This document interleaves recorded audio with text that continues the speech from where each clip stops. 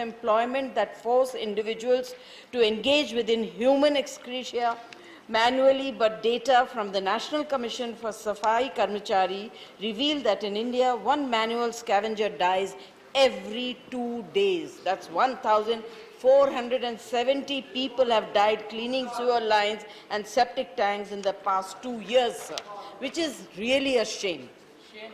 Due to lack of rehabilitation and reintegration program and rampant unemployment, manual scavengers are forced to return to work in inhuman conditions and for meager salaries. I also request the government, through you, sir, to rehabilitate the manual scavengers and provide alternate employment opportunities to these people. Thank you very much. You all can send your names, but Siva, I have permitted him already because he's there. Sir, thank you, Chairman. 1 minute, Siva. Sir, on the 10th of March 2022, it was reported that in Mumbai, 3 laborers who have been engaged for manual scavenging in a septic tank died because of inhaling the toxic fumes. As Madam Jayaji pointed out, though there is an act in place, the prohibition of employment for manual scavenging 2013, the lack of implementation of that act, and it mostly rests on with the law enforcement activities and the rehabilitation measures. Sir, one thing, sir, these laborers, they don't have any protective gear. They just tie a rope on the hip and get into that, and they hold their breath, sir. When they are not able to sustain the breath, they have to consume either the toxic water or the toxic fume, and they have to die. So, sir, I would urge the government that 2 things have to be done. Mostly they are engaged by contractors. So, stringent action must be taken against them who engage them violating the law. And second, rehabilitative measures is very much essential, which the government should consider. Ramesh. Thank you. Sir, the war in Ukraine has once again focused attention on the state of medical education in our country. Today, there are about 92,000 medical MBBS seats. 16 lakh young men and women give the exam year after year. That means 1 out of every 18 who gives the exam gets admission to a medical college in India. Now, unfortunately, sir, out of these 92,000 seats we have, just about 53% is government colleges. 47% is private medical institutions whose population has been increasing over the last years. Sir, the government came up with the NMC bill in 2017, and that bill said that the National Medical Commission will regulate no more than 40% of the private medical seats. No more than 40%. Means it could be 1%, it could be 40%. So the standing committee, under the chairmanship of Professor Ram Gopal Yadav, changed this to at least 50%. So no more than 40% became at least 50%. In 2019, this House and Parliament passed the National Commission Bill. It became the National Medical Commission Act, and there that at least 50% was changed to 50%. So today, 50% of the medical institutions in the private sector are subject to guidelines of the National Medical Commission. The Prime Minister has said that 50% of the private institutions will pay government fees. That is not a new announcement. That is the law that this Parliament passed. So my request to the government through you is that we must increase the population of government medical colleges. We must strictly regulate the fees of all medical institutions, including private institutions. Sir, the policy in private medical institutions is pay now, learn later. It should be learn now, pay later, because there is an acute shortage of medical doctors and public health professionals in this country. Sir, the belief that private medical education will form the foundation of medical education in this country is deeply flawed and deeply dangerous. And I want to bring this to the attention of the government through you, sir. Thank you. Thank you, Ramesh. See, whoever want to associate, please send a slip. See, Abdul Wahab. I am now taking again the issue of transgenders. Our respected Shivji, in a private bill, he introduced here, and later it is taken by government. But what is the implication afterwards? Same things are continuing. They are the most neglected community in our society. Around 5 million people are there for some NGO reports, but some 500,000 only registered as these sort of genders. So I urge the government to take up this measure. In any of the family, if it is there, then only they feel the punch of that. They are totally neglected. That is why they are going outside. I was talking in unofficial talk with our professor, Yadavji, and Ruba, our Honorable Minister, Rubala, Honorable Minister. They are all telling that they are harassing. But how they are harassing? Because of their exclusion from the community. They are forced to harass other people. But government of India, in Asia, we are the most neglecting people, this transgender. So I am urging the government to take all the data. Now people are not giving the census, they are not ready to give their original status. So many reasons are there. Don't take just like what they are doing in the, streets or sometime some places. They are harassing, of course. But it is because of negligence from our side. So I urge the government to do maximum possible. Only few people. Few people, not 5 million is not a big thing in 130 crores. So, sir, I'm not taking much. Please look into this case. Very mercifully, I urge the government, this one, Rubalaji, take it in a right sense and please do that one. Thank you very much. Right. Srimati Shanta Chatriji. Thank you, sir, for allowing me to speak. Sir, I would like to draw the kind attention of this August House that Himalayan State Regional Council for Sustainable Development in Indian Himalayan region was constituted by Niti Aayog. The council deliberated on the implementation of 5 reports released by Niti Aayog on number 1, inventory and revival of springs in the Himalayas for water security. Number 2, sustainable tourism in the Indian Himalayan region. Number 3, shifting cultivation towards a transformation approach. Number 4, strengthening skill and entrepreneur landscape in the Indian Himalayan region. And number 5, data for informed decision making.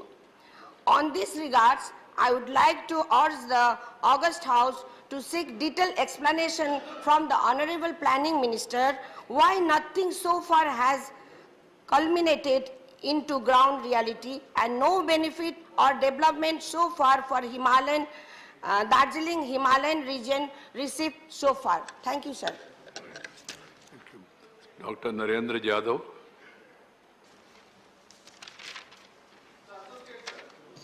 Send the name.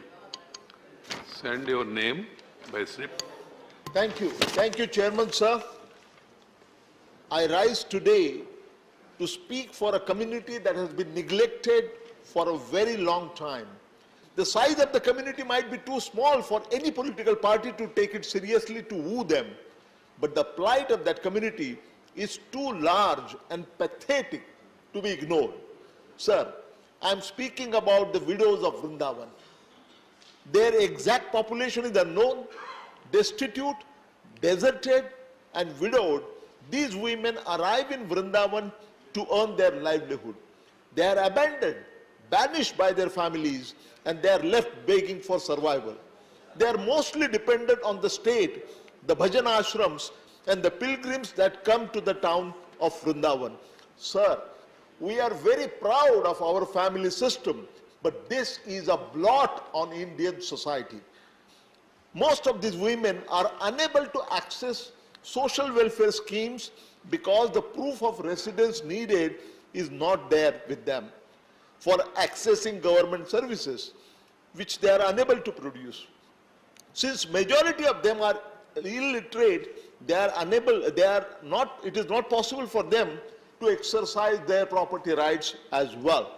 Furthermore, sir, the shelter homes for widows are overcrowded, highly unhygienic, having unhygienic conditions, and they lack basic amenities. Also, there is no data that are available about vaccination and COVID-19 testing in these shelter homes for widows. There have also been reports of corruption in regard to pension for these widows. Sir, through you, I would like to urge the government to deal with this issue, which is giving our country a bad name all over the world. The government should restore the property rights of the widows. Also, the government should issue directions to the district magistrate for better implementation of social welfare scheme meant for these widows. Thank you, sir. Thank you. Whoever want to associate, send the name. Sri V. Vijay Sai Reddy. Thank you, Chairman, sir. Sir, the practice of hiring the teachers on contract basis has become a great problem in this country, which is adversely affecting the quality of education in India, sir. Initially, the government of India used to hire the teachers on contract basis in an exceptional cases. However, in the current era, it has become a common method for teacher staffing. Sir, we have 6.5 lakh contract teachers, which is 13% of the total teachers in the country. Sir, the situation in the rural areas and the disadvantageous areas even more, and the contract teachers in those areas is as high as 41% in the just last 5 years. Almost about 1 lakh teachers have been added in the education sector on contract basis. Sir, contract teachers are appointed on ad hoc basis with no service benefits, no job security, lower salary than the regular teachers, and this has caused the general discontent among the teachers engaged on contract basis, and they have financial stress and lack of motivation among the teachers, sir. This decline in teachers' welfare has made it difficult to attract and retain the talented teachers in the teaching sector, thus bringing down the overall quality of the education in the country, sir. In our culture, Indian culture, we consider the teachers as gurus, as gods. Guru Brahma, Guru Vishnu, Guru Devo Maheswara. Sir, but not, by normalizing the contract teachers, our teachers are not being treated fairly. So I urge upon the government to take necessary measures for regularizing this employment of contract teachers and enhance the overall teacher welfare in the country, sir. Thank you very much, sir. This has to be taken care by state governments. Teachers are appointed by state governments plus central government also. Both. Yes. It's an important issue. The very government is doing it now. So it is not a matter to feel happy. It's a matter of concern. Sri Sujit Kumar. Sir, as per the October 2021 report submitted by the Ministry of Education, 37 of the sanctioned 154 teaching posts, or 89% of the teaching posts, are vacant in a particular institute of our country. Sir, you have heard it correct, 89% teaching posts are vacant. And this is not any private institute or any Tom, Dick, Harry college, sir. It is the Central University of Koraput in Odisha, where 89% teaching posts are vacant. Maybe shocking, sir, for some people. Sir, there is no full-time VC in the university. The university has 17 regular departments and only 14 regular departments and only 17 regular teachers, which means roughly 1 teacher per department for a student strength of 950. Sir, the national average of teacher-student ratio is 28, recommended is 25, and in Central University Koraput it is 55. Sir, my previous speaker, Vijay Sai Reddy Garu, spoke of the menace of having contractual and guest teachers. Sir, the University of Central University Koraput should have 20 departments, but because of lack of teachers, only 14 departments are currently running with only 17 teachers, and 70 guest lecturers and teachers are running this show. Sir, these are serious consequences for the educational landscape of a tribal district like Koraput, which is an aspirational district, and sir, which is one of the educationally and socio-economically backward districts of our country.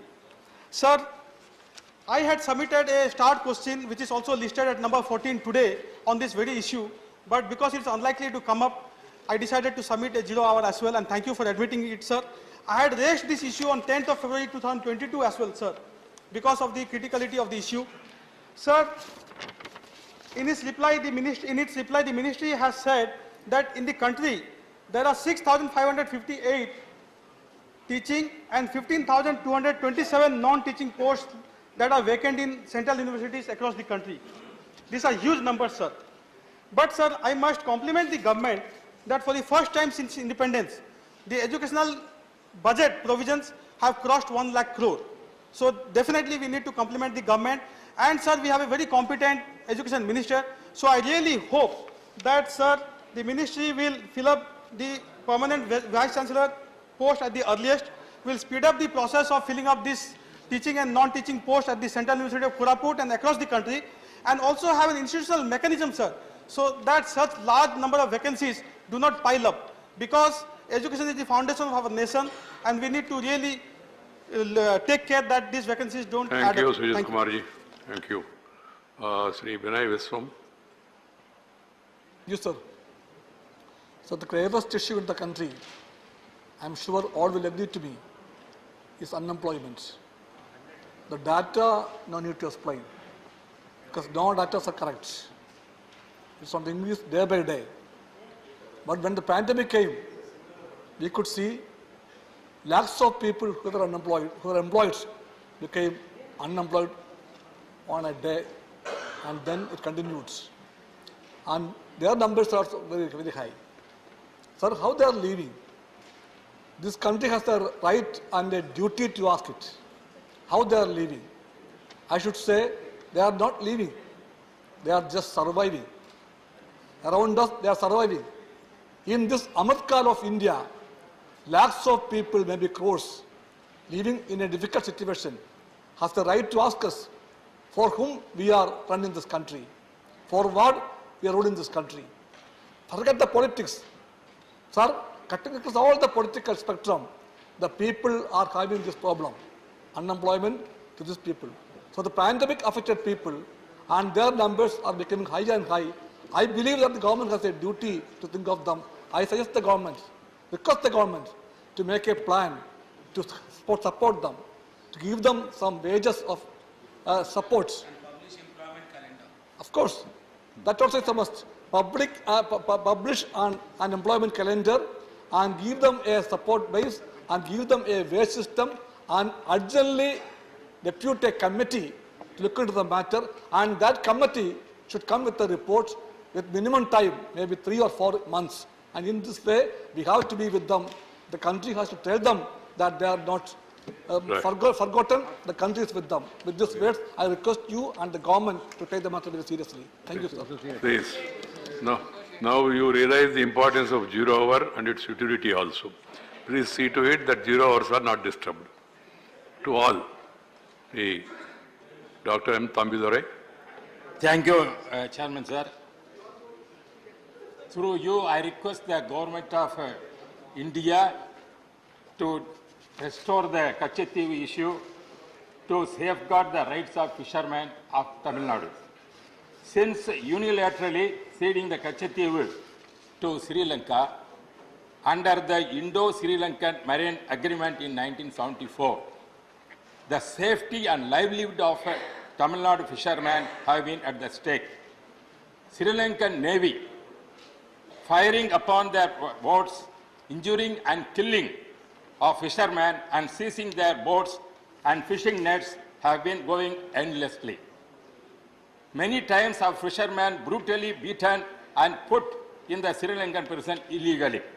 That is why our late former Chief Minister, Prachitalavi Amma, went to the court, the Supreme Court in 2008 to declare Indo-Sri Lankan Marine Agreement 74 is illegal. Repeated repeated assurances of the government at the center and diplomatic Please, level please. talks did not deter Sri Lankan Navy for attacking the fishermen. Our late Tamil Nadu Chief Minister Puratchidali Amma and now former Chief Minister of Tamil Nadu Edappadi Palaniswamy has written so many letters to the central government to requesting that this has to be Please, solved please. quickly. Shivaji. Sri Lankan Navy unilaterally resented all bilateral provisions of the agreement that protect the traditional fishing rights of fishermen. Therefore, I repeal to our government through you, sir, to rescind the Indo-Sri Lankan Maritime Agreement and take back Kachetivu, which is the part of our Indian territory, which is unnecessarily given to the Sri Lanka. This is the appropriate time. Government has to interfere and see that to get back our thing and save the Tamil Nadu fishermen, sir. Thank you very much. Thank you. There is no controversy in this. You wanted to add one more former Chief Minister's name? No.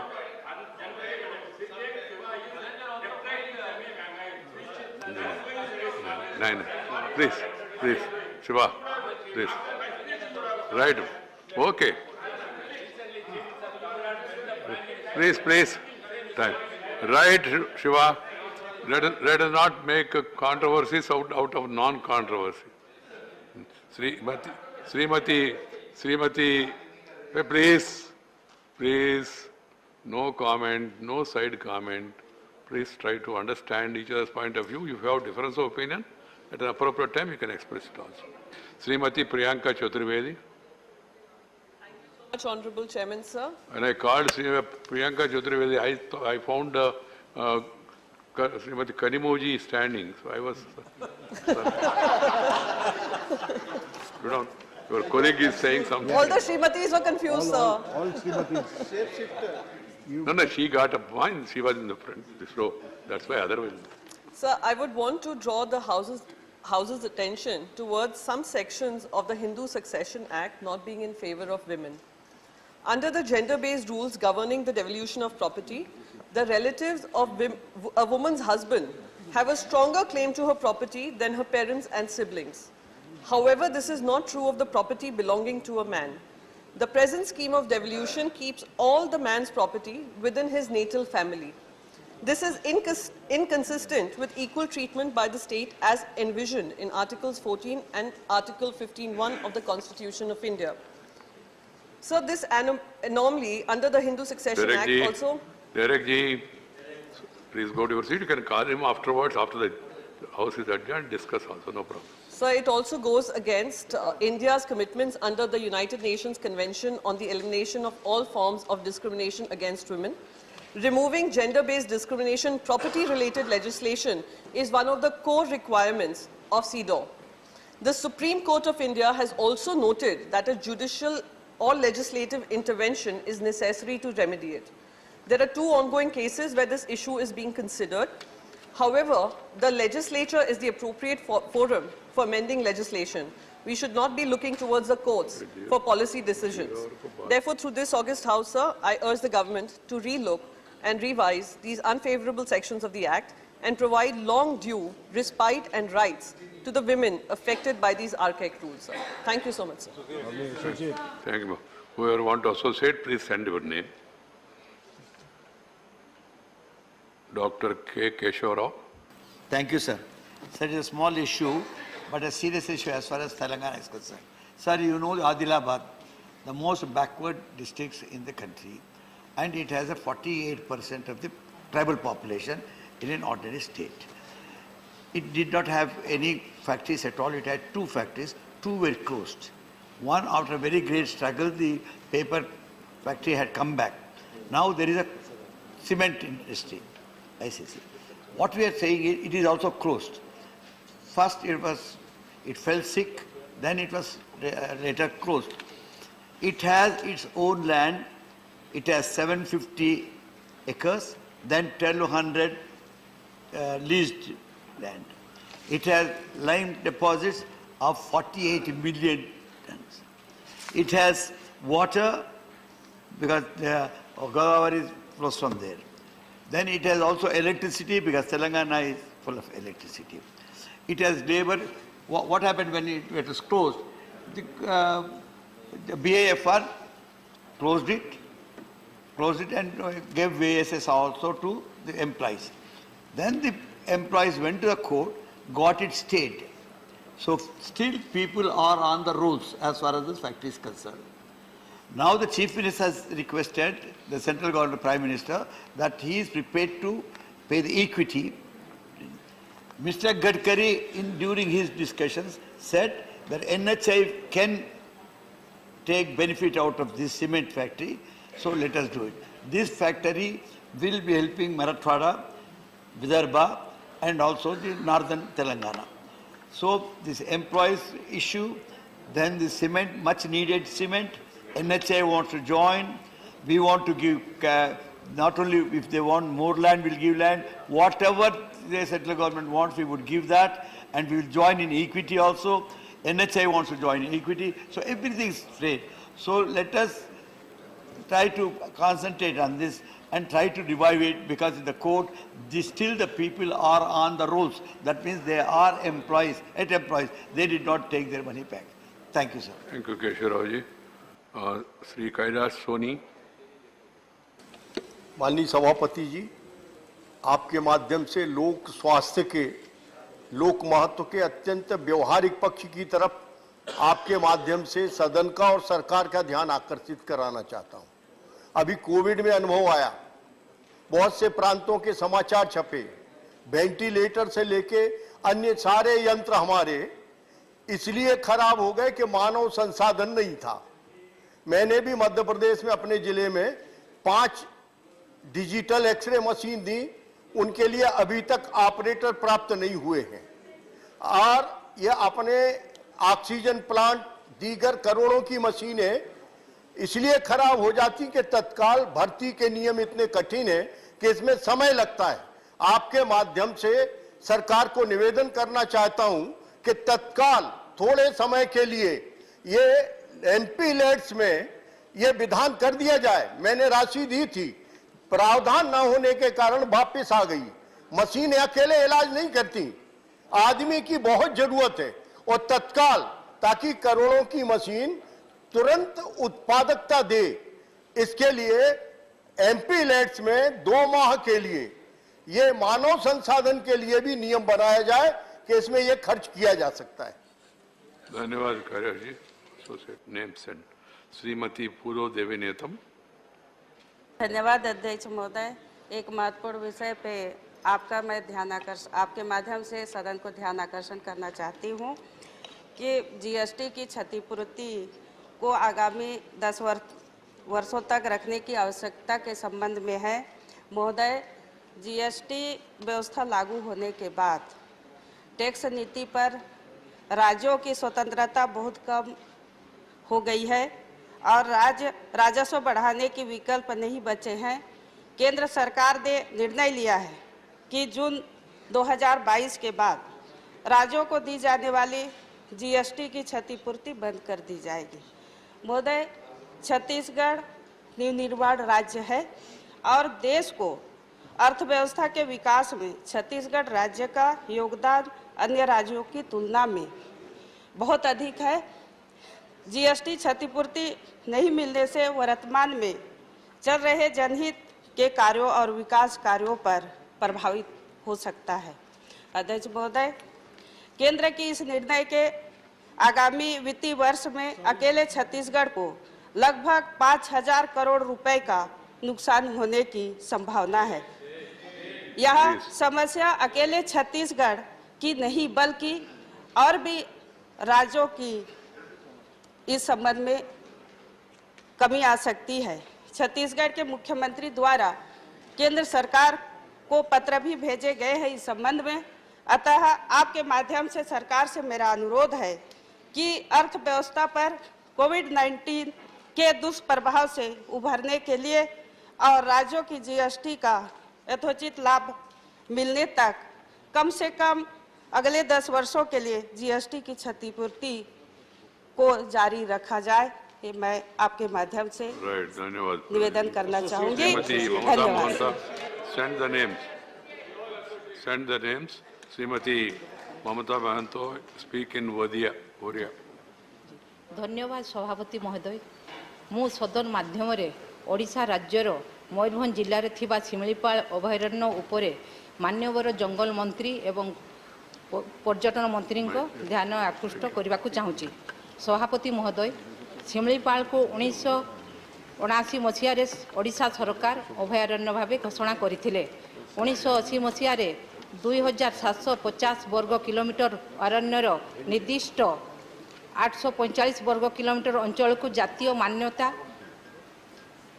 उद्यान मान्यता देवाकू प्रस्ताव दि जाइथिला। यह भितर शिमिलीपाल रे आरंभ हो सारी व्याघ्र संरक्षण प्रकल्प एथि निमंते एठाकू बाहर आसुथिबा अधिकारी को साहाय्य सहयोग पई केतेक स्थानीय लोकंकु आनी विभाग पक्षरु कोर अंचल रे रखा जाइथिला किंतु उक्त अभयारण्यर कोर अंचल को जनबसती शून्य करा जाई नथिबारु ए पर्यंत शिमिलीपाल एक प्रस्तावित जातीय उद्यान भाव रही जाइछि।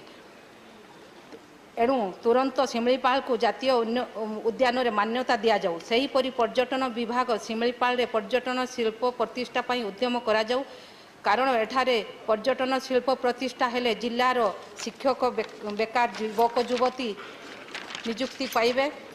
यह हेले जिल्लार अर्थनैतिक और सामाजिक अभिवृद्धि घटिबो। एठारे परिचालनागत त्रुटि जोगु प्रति वर्ष ग्रीष्म समय रे निया लागुची वर्तमान मध्य लागिची फल एठारे थिबा बाघ हाथी अन्यान्य वन्यप्राणी समते जीव जंतु उद्भिद पशु पक्षी सरीसृप जीवन विपद रे रहुची।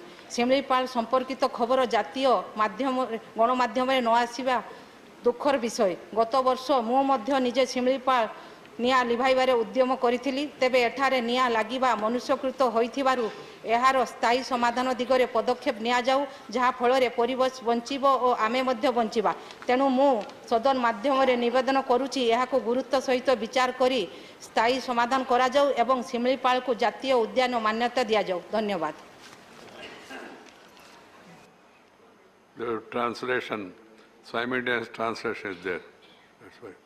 Sri Madam Dora Sen. Thank you, Chairman, sir, for allowing me to speak on my subject of 0 hour, demand to save the jute industry of our country by the central government.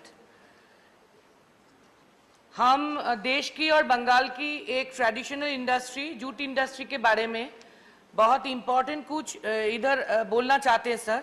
Raw jute एक natural fibre है और biodegradable है, eco friendly है, environment friendly भी है। इसमें carpet से लेकर जियो टेक्सटाइल तक डाइवर्सिफिकेशन के भी स्कोप भी है जूट बैग के अलावा। और जियो टेक्सटाइल रास्ता से लेकर रिवर बैंक को भी लॉन्जिविटी बढ़ा सकते हैं। और जूट मटेरियल को एक्सपोर्ट से फॉरेन करेंसी रेवेन्यू अर्निंग भी हो सकता है। भारतवर्ष एक कृषि प्रधान देश है सर और जूट एक एग्रो बेस्ड इंडस्ट्री भी है और एग्रीकल्चर से इंडस्ट्री इंडिया हमारे भारतवर्ष सेल्फ सफिशिएंट भी है दोनों तरफ से जूट में। और जूट इंडस्ट्री लेबर इंटेंसिव भी है। बंगाल में 10 करोड़ के अंदर 2.5 करोड़ पॉपुलेशन ये इंडस्ट्री में इन्वॉल्व है। सर फिर भी जूट इंडस्ट्री बहुत क्राइसिस पे है सर, अभी किसी दिन तक बहुत सारे क्राइसिस में, क्योंकि 1987 में जो मैंडेटरी जूट पैकेजिंग एक्ट था सेंट्रल गवर्नमेंट ने किया वो डाइल्यूट होने जा रहा है। अभी जब सब चीज की कीमत बढ़ रही है तब 2016 से 7 साल तक जूट बैग का प्राइस टैरिफ कमीशन ने बताया हुआ फिर भी ठीक किया, फिर भी वो रेट पे नहीं कम रेट पे लिया जा रहा है, खरीदा जा रहा है जेसीआई से एफसीआई के लिए। और रॉ जूट प्राइस को भी ₹7200 से ₹6500 तक कम करना है ताकि इंडस्ट्री रॉ जूट खरीद के जूट मिल चला सके। लेकिन जूट ग्रोअर्स को भी मिनिमम सपोर्ट प्राइस मिलना चाहिए। लेकिन ये सब ना होते हुए 15 जूट मिल्स अभी बंद है, 60,000 जूट वर्कर्स बेरोजगार है सर, और इसके असर जूट का फार्मर्स के ऊपर ग्रोअर्स के ऊपर भी पड़ेगा। और हर्षियन जूट बैग 4.81 लाख बेल का कम हो गया, इसीलिए 1,500 करोड़ रुपया का घाटा हुआ, इस सीजन पे लॉस भी हुआ। तो मैंडेटरी जूट पैकेजिंग एक्ट को जो डाइल्यूट करा जा रहा है फूड ग्रेन्स को पैकेजिंग के लिए, और शुगर को भी 100% से 20% पैकेजिंग में डाइल्यूट किया गया, ये ठीक नहीं है। और इस साल बजट में भी इस पर कुछ बोला नहीं, तो हम चाहते हैं, सेंट्रल गवर्नमेंट से हम आर्ज करते हैं कि ये ध्यान दें ताकि jute industry, jute farmer, jute workers बच जाए। Thank you chairman. Thank you. We are taking up the Suresh Gopi's Jurover on priority because the interpreter has come from Loksabha for the other one. He will complete this also and go back. Shri Suresh Gopi. ഒരുപാട് നന്ദി ബഹുമാന്യനായ അധ്യക്ഷൻ, രാജ്യസഭാ അധ്യക്ഷന് ഒരുപാട് നന്ദി. നമസ്കാരം. എനിക്ക് ഈ ടേമിൽ കിട്ടുന്ന അവസാനത്തെ അവസരമാണ് ഈ 0 hour സബ്മിഷൻ. ഞാനത് I didn't say last. Please. ഈ ടേമിലെ അവസാനത്തെ അവസരം. Sir, through you, sir. Sorry. And ഇത് മലയാള ഭാഷയുടെ പിതാവ് उन्होंने ऐसा बताया अंतिम 0 hour सबमिशन होगा इस तरह में. अंतिम क्यों है? തുഞ്ചത്ത് രാമാനുജൻ എഴുത്തച്ഛനും കലക്കത്ത് കുഞ്ചൻ നമ്പ്യാർക്കും സമർപ്പണമായി അവരുടെ പാതാരവിന്ദങ്ങളിൽ നമസ്കരിച്ചുകൊണ്ട് എൻ്റെ മാതാപിതാക്കളെയും ഗുരുക്കന്മാരെയും നല്ലവരായ മലയാളികളെയും അവരുടെ സമർപ്പണമായി ഈ നിവേദനം ഞാൻ കേന്ദ്ര വനം വന്യജീവി വകുപ്പ് മന്ത്രിക്ക് മുന്നിൽ സമർപ്പിക്കുകയാണ്. സർ, വളർത്ത് ആനകളുടെ വാണിജ്യ വിൽപ്പന, കൈമാറ്റം എന്നിവ നിരോധിച്ചുകൊണ്ട് 1972 നിലവിൽ വന്ന വന്യജീവി സംരക്ഷണ നിയമത്തിൽ ഒരു ഭേദഗതി വരുത്തിയിരുന്നു. അത് കാരണം ഇന്ന് കേരളത്തിലെ ക്ഷേത്രീയ അതുപോലെ തന്നെ ക്രിസ്ത്യൻ പള്ളികളിലെയും മുസ്ലിം ആഘോഷങ്ങളിലെയും ഒക്കെ ആനയുടെ സാന്നിധ്യം, എണ്ണം വളരെ ഭീതിപ്പെടുത്തുന്ന രീതിയിൽ കുറഞ്ഞു വരികയാണ്. ഇത് ഒരുപക്ഷെ ആനകളെ ഉപദ്രവിക്കുന്ന, ആനകളെ അത്യധികമായി ചൂഷണം ചെയ്യുന്ന ഒരു പ്രവണത വളരെ മോശപ്പെട്ട രീതിയിൽ വളർന്നുകൊണ്ടിരിക്കുന്നു. അതിനുള്ള ഒരു പ്രതികരണമായി ആന സ്നേഹികൾ, മൃഗസ്നേഹികൾ മുന്നോട്ട് വയ്ക്കുന്ന ചില ഭീഷണികളെ അധിഷ്ഠിതമാക്കിയാണ് പല ഭേദഗതികളും മുന്നോട്ട് കൊണ്ടുവന്നിട്ടുള്ളത്. പക്ഷെ ഇതുപോലെയുള്ള ആനകളെ എഴുന്നള്ളിച്ചുള്ള തൃശൂർ പൂരം, തിരുവമ്പാടിയിൽ നിന്നും പാറമേക്കാവിൽ നിന്നും 15ഓളം ആനകൾ വീതം അലങ്കരിച്ച് ആദരവോടെ ആചാരപൂർവം ഇൻ പ്യുവർ റിച്വലിസ്റ്റിക് അറ്റ്മോസ്ഫിയർ ഒരു കോൺഗ്രിഗേഷൻ വന്ന് നിൽക്കുന്നതിൽ നിന്ന് എന്താണ് രാജ്യത്തിന്റെ എക്കണോമിക്സിലേക്കുള്ള ഒരു ട്രാൻസാക്ഷൻ എന്നുള്ളതും നമ്മൾ വ്യക്തമായി മനസ്സിലാക്കേണ്ടതാണ്. ആനകളുടെ എണ്ണം കുറയുന്നതനുസരിച്ച് ആനകൾ ഉള്ള ഇടങ്ങളിൽ നിന്ന് ട്രെയിലറിലും ലോറിയിലും കയറ്റി വളരെ മോശപ്പെട്ട അവസ്ഥയിൽ അതുങ്ങളെ കൊണ്ടുപോകുന്നതിലുള്ള ദ്രോഹം ഒഴിവാക്കാൻ ഞാൻ കേന്ദ്ര സർക്കാരിനോടും ബഹുമാന്യനായ പ്രധാനമന്ത്രിയോടും മലയാളികൾക്ക് വേണ്ടി മാത്രമല്ല ബീഹാറിലെ സോൻപൂർ മേള അടക്കമുള്ള വേദികൾക്ക് വേണ്ടി ഞാൻ അപേക്ഷിക്കുന്നു. ഈ നിയമങ്ങളിൽ ഗണ്യമായ മാറ്റം വരുത്തണം. And also very strict, harsh, stringent rules to be put in place to control the owners of such domesticated elephants and also the mahouts who take care of them. Thank you very much, sir. Abhinandanam. Ninnai Sanskariku. Please. Sri KRN Rajesh Kumar. Respected Honorable Chairman, sir, thank you for the permit me to speak on implementation of metro rail projects in Tamil Nadu. Sir, Coimbatore is the second largest city by GDP in the state of Tamil Nadu after the capital of Chennai with the population of approximately 30 lakhs. Apart from local traffic, the people from the neighboring district and travels to Coimbatore city for work, education and medical needs. The technically 15 into 20 lakhs people commute daily in the around of Coimbatore for the above purpose. Considering these aspects, the state government of Tamil Nadu proposed for the metro rail project in the Coimbatore city. The feasibility study and detailed project report is completed and the state government of Tamil Nadu had allotted 6,670 crores. So far, the coordination support between the Ministry of Housing and Urban Affairs, Government of India, the state government of Tamil Nadu is remarkable. However, I request the Ministry of Housing and Urban Affairs to provide the central financial assistance as early as possible to initiate the execution of the Coimbatore Metro Rail project, the fastest growing Tier 2 cities in state of Tamil Nadu such as Madurai, Tiruchi, Tirunelveli and Salem also expecting the Metro Rail options owing to its necessity and economic performance. Kindly consider this project as the state government of Tamil Nadu is eager to implement this project with necessary support in both financial and execution levels. Nandri. Nandri, yeah. I hope that everybody will start speaking in their mother tongue.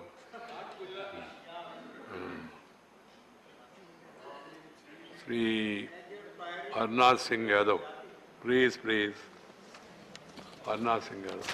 माननीय सभापति जी, दिल्ली प्रदेश की सरकारी नौकरियों की भर्ती में 1993 के बाद से दिल्ली में स्थायी निवास कर रहे अन्य पिछड़े वर्ग के बेरोजगार अभ्यर्थियों के आरक्षण का लाभ न दिए जाने के संबंध में मैं आपके और सदन के माध्यम से सरकार का ध्यान आकर्षित करता हूं। महोदय, दिल्ली प्रांत की नौकरियों की परीक्षा लेने वाली संस्था दिल्ली अधीनस्थ सेवा चयन आयोग द्वारा पिछड़ा वर्ग का लाभ केवल उन अभ्यर्थियों को दिया जा रहा है जिनके परिवार का कोई सदस्य दिल्ली में वर्ष 1993 से पहले रह रहा है। माननीय दिल्ली प्रदेश का राजस्व विभाग वर्ष 1993 के बाद जो लोग दिल्ली से बाहर आकर दिल्ली में स्थायी रूप से निवास कर रहे हैं, उनके पास दिल्ली में स्थायी निवास करने के समस्त पहचान पत्र मौजूद हैं। उनकी जाति की सत्यता जांचने के लिए जहां से वह विस्थापित हुए हैं, वहां के सक्षम अधिकारी द्वारा उनके पिता के नाम सहित अन्य पिछड़ा वर्ग के आधार पर प्रमाण पत्र जारी किए गए हैं, परंतु दिल्ली के नियंत्रणाधीन दिल्ली अधीनस्थ सेवा चयन आयोग इस प्रमाण पत्र को वैध नहीं मानता, जबकि यह प्रमाण पत्र दिल्ली सरकार का राजस्व विभाग ही जारी करता है। महोदय, परिणामतः जो लोग 1993 के बाद से दिल्ली में स्थायी निवासी हैं और जिनके पास प्रदेश के राजस्व विभाग द्वारा जारी अन्य पिछड़ा वर्ग का प्रमाण पत्र है, उनके पास दिल्ली के पते का आधार कार्ड है, उनकी दिल्ली की मतदाता सूची में उनका नाम है, दिल्ली में स्थित बैंक खाते हैं, इसके बावजूद दिल्ली प्रांत के अन्य पिछड़ा वर्ग के बेरोजगार अभ्यर्थियों को आरक्षण नहीं मिल रहा है और प्रत्येक भर्ती में उन्हें बाहर कर दिया जाता है। माननीय, मैं आपके माध्यम से भारत सरकार से, विशेषतः माननीय प्रधानमंत्री जी से मांग करता हूं कि अन्य पिछड़ा वर्ग के अभ्यर्थियों के साथ हो रहे इस अन्याय को गहराई से देखें और आवश्यक कार्रवाई कर उनका हक उन्हें दिलाने का कष्ट करें। RAJNATH सिंह जी, धन्यवाद। Shri GC Chandrashekhar. Not there. Can you give tomorrow, sir? Because already is 12 o'clock. Right. Sri. Shall I speak, sir? Selva Ganapati. Sir, I'll speak, sir. No. Sir, thank you, sir. Sir, in the country, the cooperative movement. Right. Okay. Sir, in the country, the cooperative movement started with the aim of better living, business and farming. But today, it is sad to note that the motto is going for... Chandrasekhar, conclude. 12 o'clock is question hour. Question. Sir, it will be... Today... Sir, at least give me tomorrow, sir. Please. Don't bargain. You can write to me last again. 2 days it is happening. You can write to him again. You said you write to 361. This is Chandrasekhar. आपका एक सवाल है. Chandrasekhar, your question. There will be lunch break today. Question number 361. 361. Question number 361. First supplementary, माननीय GC Chandrashekhar ji. Sir, Anganwadi and Poshan 2.0 scheme, umbrella program under ICDS, to which rupees 20,263 crores has been budgeted. Last year's revised estimate was rupees 20,000 crores, which is just 0.5% increase and a decrease by 4,294 crores in comparison with the budget estimated compared to last year. Sir, as per the RTA reply from Ministry of to Ministry, in 2021 November, 33 lakh children are malnourished and global hunger index ranks in India at 101 out of 116 countries. Please put your question. With the growing food inflation, WPI stands at 10.33% and GPI at 5.43%. Please put your question. Sir, how is the department going to handle with a very small rise of budget? Please. To the honourable member to correct the figures that he has quoted with regards to increase in budget. As has been enunciated time and again in this House, and if the member may so desire to reflect on part B of the answer already given to him, he may see that the budget is increased by 10%. I would, however, like to inform through you, sir, to the honourable member that the portion tracker methodology of digitally tracking the performances of Anganwadis, including measuring our children as per WHO standards, I can share through you, sir, that for the month of February, when over 1 crore children were weighed as per the WHO standards, the number of children found to be SAM children is close to 2%, which is much less than the number that has been enunciated by the honourable member. We have reached out to a third party, which is namely the Indian Academy of Pediatrics, to ensure that these numbers are validated. And I hope the member can, with due respect to him, reflect on the answer given, which is sufficient with regards to the response. Thank you. Second supplementary. Second supplementary, which is very important, madam. Anganwadi workers get the pay of average around 10,000 rupees and helpers around 5,000 rupees. And they work from morning 8 a.m. to 4:30 in the evening. These people, due to the price hike and everything, they are suffering like anything to manage their life. Whether there is any consideration to increase the salaries, madam? Thank you. Which the honourable member seeks to speak of is not a wage but an honorarium. And if one can make the legal distinction between the same has been actually reflected upon by the Honourable Supreme Court. While the Ministry of Women and Child Development, under the aegis of the Government of India, ensures that Anganwadi workers get the honorarium to the tune of 4,500 rupees, along with additional cash incentives and other statutory incentives from the Government of India, we have time and again implored states to do top-ups, which has been done also in the state of Karnataka.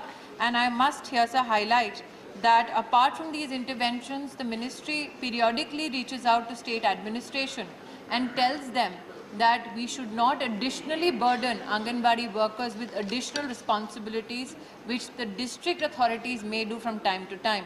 We have cautioned state governments regarding the same. Thank you. Srimati S. Fangnan Konyak. Vice Chairman, sir. My question to the Minister is whether Saksham Anganwadi will be implemented in Nagaland or not, and if yes, what budget has been allocated to Nagaland? Sir, with your permission, let me compliment the member. Nagaland. We all compliment her. I compliment her and I wish her well for her tenure of service on behalf of the state and my organization, जिसकी आज हम सब स्थापना दिवस मना रहे हैं. Sir, I would like to here highlight to the honourable member that for the state of Nagaland, the Government of India is committed to ensuring that through 3,980 Anganwadis, we help service the needs of women and children who come to these Anganwadis. She asked the question with regards to Saksham Anganwadi.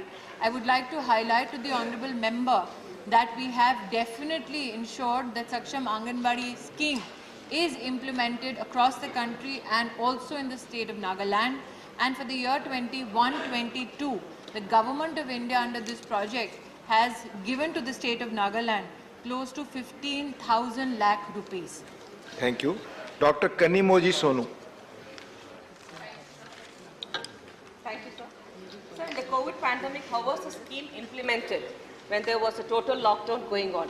And during the COVID pandemic, there were more malnourishment in the children. And how was it maintained? There was no census depending upon that in the period of 2021. Thank you. First question posed by Chandrasekhar ji, I have highlighted the recent WHO standard measurements of children, close to 1 crore children across all Anganwadis in the country, which has now highlighted that only 2% children are SAM children, which is possibly an indication. And I would like to here add, sir, that MAM children have come up to 5%, which is, if you look at cumulatively, the number of children in the malnourished category between SAM and MAM is now 7%. And if you look at, sir, the last NFHS data, where the amount of such children is positioned at 19%, in fact, it is a compliment to the efforts of state governments and the collaboration that they have done with us at the Government of India, that you see a decline in that percentage from 19% to now 7%. However, as I have said earlier, sir, we would like the numbers to be validated by a third party, that being the Indian Academy of Pediatrics. They have been more than supportive of ensuring that this is validated. But this is indicative of the fact, sir, as the Honourable Member sought to know, what is the effect? You see that the effect is a decline in those numbers. And we have, sir, monitored the distribution of take-home ration to the doorstep of close to 9 crore beneficiaries, 7 crore children and 2 crore pregnant and lactating mothers, in collaboration with state governments, and ensured that there is a weekly review with state governments. Thank you. Ramila Ben Bara. उपसभापति जी, माननीय उपसभापति जी, कुपोषण दूर करने के लिए सरकार ने ठोस कदम उठाए हैं। मैं सरकार को धन्यवाद देती हूँ। फिर भी आज ग्रामीण क्षेत्र में ट्राइबल परिवार में कई छोटी उम्र में बच्चों की शादी हो रही है। इसके वजह से कई छोटी उम्र में बच्चे पैदा होने के वजह से उनका मृत्यु हो जाता है, माता का भी मृत्यु कभी हो जाता है, जान खतरे में दोनों आ जाती है।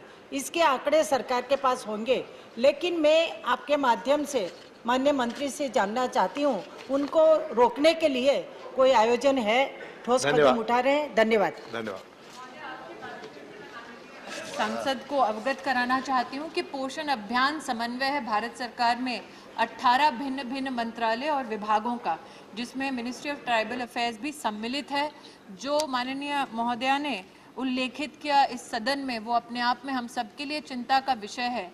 एक तरफ भारत सरकार पोषण अभियान के माध्यम से विशेषतः ट्राइबल संभागों में भी हमारी बेटियों को, महिलाओं को, बच्चों को हम सुपोषित कर पाएँ, इसका अभियान चला रहे हैं। लेकिन दूसरी ओर जो फंडामेंटल इन्होंने प्रश्न किया कि छोटी और नाबालिग उम्र में बेटियों की शादी हो जाती है, इसी के परिवेश में भारत सरकार ने जो एज ऑफ मैरिज है उसमें प्रस्तावना की है, जो दूसरे सदन में लंबित है, उसमें प्रस्तावना की है कि हम बेटियों की शादी की उम्र को बढ़ाएं। धन्यवाद। Question number 362, Shrimati Shanta Chhetri. Sir, my question is please माननीय मंत्री जी, हवा पटल पर रखा। पहला supplementary Shanta ji. Sir, through you, what are the steps taken so far to provide quick medical access to accident victims in national highway?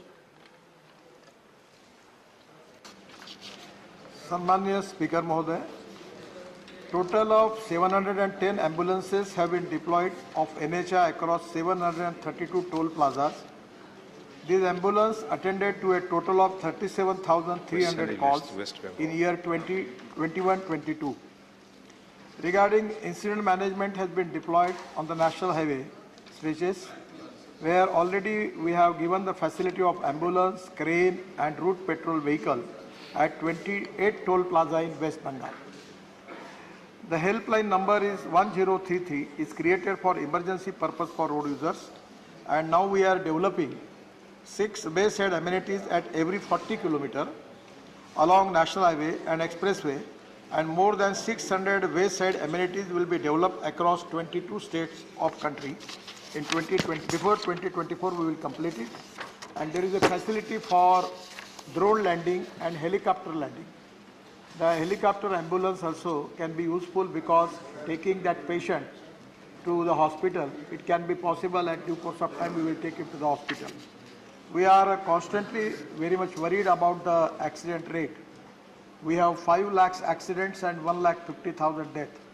We are trying our level best that how we can remove the black spots, and actually that is the need of the hour. With the cooperation of state government and people by and large, our main important task is how to reduce the number of accidents in the country. We are working on that line. Second supplementary, Shanta ji. Sir, my second supplementary question is whether the government wishes to involve private hospitals in setting up trauma centers in national highway. Thank you. Thank you for being very brief to the point. Speaker Mahoday, presently we don't have any scheme for involvement of private hospital, but this is a good suggestion, because actually in our department we are only offering land, and the hospital is going to develop by the public health department. But actually about considering the experience, it can be a good suggestion. For future, government will definitely consider that. Lieutenant general retired doctor DP Vats ji, question Bengal पर है, तो आपका सवाल बंगाल से जुड़ा है? मेरा अगर नहीं है तो हम दूसरे सदस्य, ये सभी से जुड़ा हुआ है सर, जनरल सवाल। Please if it's a specific on Bengal, please. माननीय mister P Wilson, your question is related to Bengal. Which Honourable Minister will answer. Thank you, Chairman, sir. Honourable Minister, how far your ministry is encouraging both state government and hospital sectors for establishment of multi-speciality hospital with trauma care facilities alongside of national highways? Why not a signboard or a display board provided national highways indicating Honourable the P. distance Wilson of ji, the this question hospital? relates to West Bengal, please. No, but he Please. can answer. This is relating to health, life. Please. In general. Please माननीय संजय सिंह जी, बंगाल से संबंधित सवाल। बंगाल जो नियम आप सबने बनाया मैं उसका पालन कर रहा हूँ। बंगाल से संबंधित सवाल। अभीर रंजन विश्वास जी, अभीर रंजन विश्वास जी, अभीर रंजन जी, please. Thank you, sir. Sir, I would like to know, as per the reply given by the Honourable Minister, there is a trauma center at Islampur Sub-Regional Hospital in Uttar Dinajpur along the National Highway 34, and the next closest is the Murshidabad Medical College, and the distance between these is quite a few hundred kilometers. I would like to know, district Malda is in between where there is, and also Dokhin Dinajpur. I would like to know whether the government plans to have any trauma centers there. Thank you. Sir, in the West Bengal, we have 28 toll plaza where the ambulance, crane and route patrol vehicle is available. There are some hospitals already in West Bengal, but our experience is not good. Because we are starting, when we start the hospital, we need cooperation from the health department of state government, and at the same time we need to take the decision with the guideline of the health ministry of government of India. But there is a good suggestion. If on the national highway, if the private doctors, if the orthopedic surgeons, if they want to establish their trauma center there, it can be a good scheme where government, my ministry will support them regarding development of trauma center there, and it can be more useful. Sir, one thing which I want to recognize here in the house, that in Tamil Nadu, actually they reduced the road accident by 52%. Now this is the time that I understand, I appreciate that we need ambulance, we need all type of facility. But same time, I will request all of you that if we can reduce the number of accidents, it can be a great achievement. Now the just government has submitted one plan we are going to the cabinet from World Bank cooperation of 14,000 crore. We are improving black spots which are responsible for road accidents, and somewhere the cooperation from the people and the state government, I am confident that we can reduce the number of accidents. That is exactly the main cause where we need to concentrate more. But at the same time, the coordination between the state health ministry and central, it is difficult. So the good suggestion given by honorable member that we should consider that if the private doctor want to establish trauma center, we will find out some scheme where we can help them to start the trauma center on the road. Thank you. Question number 363, माननीय श्री कनक मेदला Ravindra Kumar ji. Question number 363. माननीय मंत्री जी। सभापति महोदय, उत्तर सभापटल पर रखा गया। First supplementary. Sir, in the answer given by the Honourable Minister, the land was allocated in 2017 itself for KVS Kendriya Vidyalaya and 2 places in the state of Andhra Pradesh. But till August 2019, the work has not been commenced. Now it has to be at different stages of progress. That was stated in the answer. What is the step? What is the hindrances caused for establishment of this KV Institute and complete the construction even after 4 years? What is the reason for it? Thank you. सभापति महोदय, माननीय सदस्य ने जो प्रश्न किया है, सत्यनापल्ली और राजमपल्ली, ये दोनों 2017 में जमीन आवंटन हुआ था और अभी ये दोनों कार्य, दोनों विद्यालय के कार्य प्रगति पर हैं। 80% से ज़्यादा कार्य हो चुके हैं। बहुत जल्दी ये पूरा होगा। Second supplementary. Sir, in respect of Indira Gandhi National Open University, the land has already, allocated agreement is also entered. Either any time-bound program to complete this Indira Gandhi National Open University, because it is a new state capital, it has to be generated. Employment is also. Thank you. सभापति महोदय, इग्नू के बारे में जो माननीय सदस्य ने सवाल किया है, तो ये देना था 2018 में, ये तय हुआ था, लेकिन 2018 में जमीन ट्रांसफर नहीं हुआ। उसमें कुछ राज्य को लेकर, राज्य की राजधानी को लेकर कुछ अड़चने आई, और अभी लास्ट में अभी 4 मार्च 2022 को एक लीज एग्रीमेंट हुआ है। अभी जमीन ट्रांसफर नहीं है, ट्रांसफर की प्रक्रिया में है। जैसे ही होगा फिर आगे उसकी कार्रवाई होगी। धन्यवाद। माननीय V Vijay Sai Reddy. Chairman sir. Sir, according to the norms, Kendriya Vidyalaya norms, every district in the state will have one Kendralaya, will be Kendriya Vidyalaya, and it will be eventually increased the number to two Kendriya Vidyalayas. Recently, Andhra Pradesh government has increased the number of districts from 13 to 26. I would like to know from the Honorable Minister whether the additional districts that have been created, the 13 districts additionally that have been created, will have Kendriya Vidyalayas, and what is the timeline within which the Government of India will set up the Kendriya Vidyalayas in these new districts? Thank you, Vijay. उपाध्यक्ष महोदय, विजय साई रेड्डी जी ने जो अभी कहा आंध्र प्रदेश में जिला की संख्या बढ़ा है, the newly formed districts, when Government of India is going to add on the schools. Let me inform this august House, there is no precondition, there is no policy of opening a new school district-wise. The primary condition of opening up a new central school is where the central government employee will be in a good number. To facilitate that, this is the primary criteria of opening up the new central school. So, district-wise central school is not a policy of Government of India. Thank you. Susmita Devji. Question Raja Andhra Pradesh. मैं आंध्रा का ही पूछूंगी sir. Please. मैं मंत्री जी से ये पूछना चाहती हूँ कि apart from government departments and state departments, sir, one important sector is the public sector undertaking, which also has Kendriya Vidyalayas for employees. So, public sector undertakings, many are being sold, and the education of those children are hanging in the middle. Assam में ऐसे बहुत cases है, कच्चा paper मिलकर। क्या आंध्रा में ऐसे कोई पब्लिक सेक्टर अंडरटेकिंग्स है जहां आपने उसको बेच दिया है और केंद्रीय विद्यालय बंद होने के कारण उन बच्चों के एजुकेशन सफर हो रहा है? धन्यवाद। ऐसा कोई जानकारी हमारे पास नहीं है कहीं खुलने का या बंद होने का। केरला में एक इश्यू ऐसा है, लेकिन आंध्र में ऐसा कोई जानकारी नहीं है। धन्यवाद। माननीय थंबेदुरई जी। Question is on Andhra. Yes, I am, because Andhra is nearby. No, sir. Thank you. Sorry. Question number 364. Sir, please. It's on Andhra. Andhra, yes, I am going to answer. Please. Sir, land is the state subject.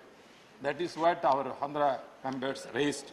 The land is given by the government to the Kendriya Vidyalaya. Because they are asking, when they are asking Kendriya Vidyalaya in Andhra also, they want land. Land is state subject. Therefore, when they are giving the land in Andhra, whether government is, why can't they start immediately? They are delaying, that is what our members are raising. Thank you. Whether the minister will come forward to implement that program early. Answer of my colleague, Government of Andhra Pradesh has given land in 17-18. 80% of those two schools has completed. This is our polite answer. Question number 364, Honorable Sri K.C. Venugopal ji. K.C. Venugopal ji, नहीं है. Supplementary. Sanjay Seth ji. की supplementary उधर से मांग रहे हैं कि क्या जैसे मनरेगा के तहत ग्रामीण क्षेत्रों के लोगों को रोजगार देने का प्रावधान है, वैसे ही क्या सरकार के द्वारा शहरी क्षेत्रों के गरीब मजदूरों के लिए भी कोई मनरेगा की योजना बनाई जा रही है, और यदि हाँ तो उसका क्या स्वरूप है? धन्यवाद संजय जी। ग्रामीण इलाकों के लिए, शहरी इलाकों के लिए नहीं। माननीय शक्ति सिंह गोहिल। यहाँ पे मंत्री जी ने जो रिटर्न रिप्लाई दिया है, कहा गया है कि हर साल इसमें हम, क्योंकि मनरेगा एक आशीर्वाद रूप काम गरीब लोगों के लिए इस बेरोजगारी के दौर में, कोरोना के दौर में काम लगता है। मंत्री जी ने जो रिटर्न रिप्लाई दिया है उसको देखते हुए हर साल जो बढ़ोतरी होनी चाहिए, the statement given in about 2020, 21, 22 and 22, 23, उसमें 2 रुपया, 4 रुपया, 5 रुपया ऐसी बढ़ोतरी सिर्फ हुई है। तो मैं पूछना चाहता हूं मंत्री जी को कि जब गैस का सिलेंडर 410 का 1000 हुआ है, पेट्रोल 100 के पार है, महंगाई बहुत है, तो इसमें ज्यादा बढ़ोतरी आप करना चाहते हो या नहीं? धन्यवाद।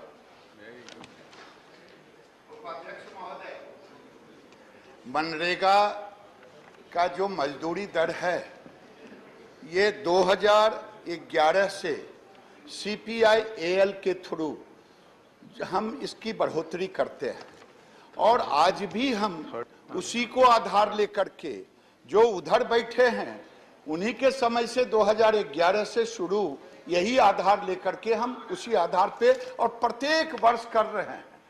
चाहे आप अगर देखेंगे तो 17-18 से लेकर के हर राज्य का जो लेबर रेट है, उस लेबर रेट को बेस मान करके जो CPI-AL है उसके आधार पे हम करते हैं। माननीय सुभाषिष चक्रवर्ती जी। Want to raise questions, sir. Unemployment is a great challenge in the country, and Manrega is one way to earn livelihood as a unskilled worker. What steps did the government take during the lockdown and period of pandemic to ensure livelihood, to security through NRGS? Thank you, not discharged. Thank you. Sir, other question. No, you have already put two questions. No, two questions you have already put. ये मांग आधारित रोजगार है, और मेरा मानना ये है कि भारत सरकार जितनी मांग होती है उतना हम देने के लिए प्रयास करते हैं, और इसमें कोई कमी नहीं आई। और मुझे बताते हुए खुशी हो रही है कि जब कोरोना कार्यकाल में प्रवासी मजदूर वापस आए, उस समय बजट भी बढ़ा करके दिया गया। तो मुझे लग रहा है कि ये प्लीज आपस में बैठकर बात न करें, क्वेश्चन और चल रहा है, मेंबर्स का और है। प्लीज आपस में सीट में बात करके आप शोर करेंगे तो दूसरों को डिस्टर्बेंस होगा। प्लीज। हाँ, नेक्स्ट क्वेश्चन 365, माननीय महेश पोद्दार जी। Question number 365। माननीय मंत्री जी, फर्स्ट सप्लीमेंट्री। महोदय, सरकार ने अपने जवाब में बताया है, और मोदी सरकार की कार्यशैली रही है कि किसी भी समस्या का यूनिवर्सल निदान कर दिया जाए और समयबद्ध तरीके से कर लिया जाए। महोदय, 2013 और 2018 के सर्वे के अनुसार अभी भी 58,098 मैनुअल स्कैवेंजर बताए गए हैं। इस बीच लेकिन पुनर्वास और स्वरोजगार की भी बहुत सारी योजनाएं चलाई गई हैं। महोदय, मैं जानना चाहता हूं कि क्या आज की स्थिति क्या है, क्या कोई नया सर्वे करके एक समीक्षा की जाएगी कि इन सब प्रयासों के बावजूद अभी भी मैनुअल स्कैनर देश में है क्या? धन्यवाद। महोदय, उन्होंने अच्छा प्रश्न किया है, क्योंकि हम जो महिला है, गांव की बेटी हो, माँ हो, सबको कम से कम 70 साल इंतज़ार करना पड़ा। ऐसा एक प्रधानमंत्री आए हैं और हम सबके लिए शौचालय बनाए। अभी तक देश में 12 करोड़ का ऊपर शौचालय बन गया है। और उन्होंने जो प्रश्न किया है 58,098 जो मैनुअल स्कैवेंजर हम लोगों ने 2013 से एक सर्वेक्षण किया और 2018 से 2020 तक दूसरा सर्वेक्षण किया। दोनों सर्वेक्षण में 58,098 मैनुअल स्कैवेंजर मिले। उन सबको हमारे विभाग के द्वारा 40,000 उन लोगों को पैसा दिया गया। उसके अलावा वहाँ का जो आश्रित परिवार है सबको जो स्किल डेवलपमेंट करा के 2 साल के लिए उनको स्कॉलरशिप भी दिया जाता है, उसको रोजगार दिया जाता है। उसके अलावा कोई भी मैनुअल स्कैवेंजर हो, अभी यहाँ पर मैनुअल स्कैवेंजर नहीं है क्योंकि स्वच्छ भारत की तहत पूरा देश में शौचालय बन गए हैं। धन्यवाद। माननीय त्रिचू शिवाजी।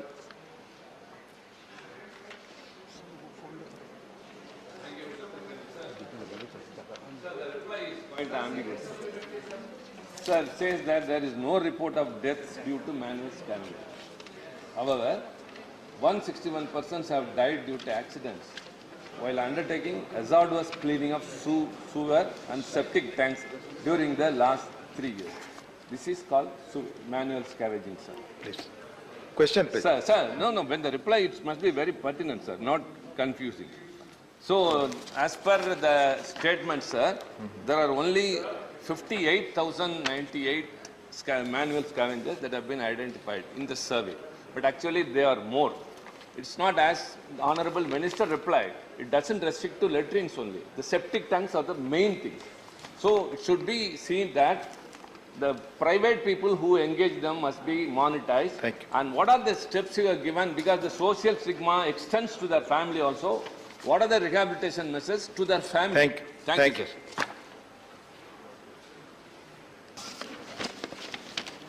माननीय उपसभापति महोदय जी, माननीय सदस्य जी के द्वारा जो सेप्टिक टैंक के संबंध में आंकड़ों की बात की गई, हमारे सीवरेज कार्य करने वाले हमारे व्यक्तियों के संबंध में मैं बताना चाहता हूँ कि 1993 से और अब तक सीवरेज कार्य करने में जिन लोगों की मृत्यु हुई है, पहचान की गई है, उन सभी को एक और जहां 10 लाख रुपया देने का प्रावधान किया गया है। इसमें 3 वर्ष का आंकड़ा मांगा गया था। आपने जो संख्या को उल्लेख किया वो 3 वर्ष का है। 1993 से लेकर और अभी 31/3/2022 तक सेप्टिक टैंकों की सफाई करते हुए 971 व्यक्तियों की इसमें मृत्यु हुई है, जिसमें से 536 मामलों में एमएस अधिनियम के अंतर्गत प्राथमिकी दर्ज की गई और मृतकों के आश्रितों में से 703 व्यक्तियों को 10 लाख रुपए का भुगतान कर दिया जा चुका है, 136 को आंशिक रूप से भुगतान किया गया और 34 के कानूनी बारिश का पता नहीं चला है। बाकी 98 के भुगतान की पुष्टि नहीं हुई है। जहां तक उनके आश्रितों की बात आपने कहा, उनके पुनर्वास के लिए, तो जो भी हमारे इस तरह के सफाई के काम में लगे हुए हमारे कर्मचारी भाई हैं, उनको जहां एक और पुनर्वास के काम में जोड़ने के लिए 15 लाख रुपए तक का ऋण उनको राष्ट्रीय सफाई कर्मचारी वित्त एवं विकास निगम से उपलब्ध कराया जा रहा है, जिसमें 5 लाख रुपए की सब्सिडी भी दी जा रही है। वो या उनके परिवार का कोई आश्रित स्किल डेवलपमेंट की उसकी योजना के साथ में जुड़ता है तो 2 साल तक उनको 3000 रुपया महीने का वजीफा भी उनको दिया जा रहा है। माननीय उपसभापति महोदय जी, निजी क्षेत्र के भी जो ऐसे जो कर्मचारी हैं, उन कर्मचारियों को भी और हमारे नगर निगम की व्यवस्था से जुड़े हुए हमारे जो कर्मचारी हैं, इनको मशीनीकृत सफाई की दिशा में प्रेरित करने के लिए भी लगातार प्रयास किए जा रहे हैं। धन्यवाद। माननीय महेश पोद्दार जी, सेकंड सप्लीमेंट्री के लिए चूक हो गई थी, आप पूछें। जी धन्यवाद महोदय, विशेष ख्याल रखने के लिए। महोदय, इस देश को सिर पे मैला ढोने के पाप से तो मुक्ति मिल गई है महोदय, लेकिन सीवरेज की सफाई से संबंधित समस्या अभी भी कुछ है। विश्व में इस दिशा में बहुत सारे प्रयोग हुए हैं और सफल प्रयोग हुए हैं। मैं जानना चाहूँगा मंत्री महोदय से कि सीवरेज के मैनेजमेंट की इस नई तकनीकी के बारे में हमारे देश में क्या हो रहा है और कब तक इस पाप से भी हमें मुक्ति मिल जाएगी। महोदय, अंतर्राष्ट्रीय स्तर पर अधिकतर देशों में सीवर और सेप्टिक टैंकों का सफाई के लिए मशीन का व्यवहार किया जाता है। उसके अलावा सफाई जो कर्मी होते हैं उन लोगों को ट्रेनिंग भी दिया जाता है। तो हमारे भारत में भी जो अंतर्राष्ट्रीय स्तर पर जो मशीनें हमारे भारत में भी उपलब्ध है, हम भी मशीन से उसका सफाई करते हैं और जो कर्मचारी हैं उन लोगों को समय में हम लोगों ने ट्रेनिंग भी देते हैं। Honourable GK. Vasan.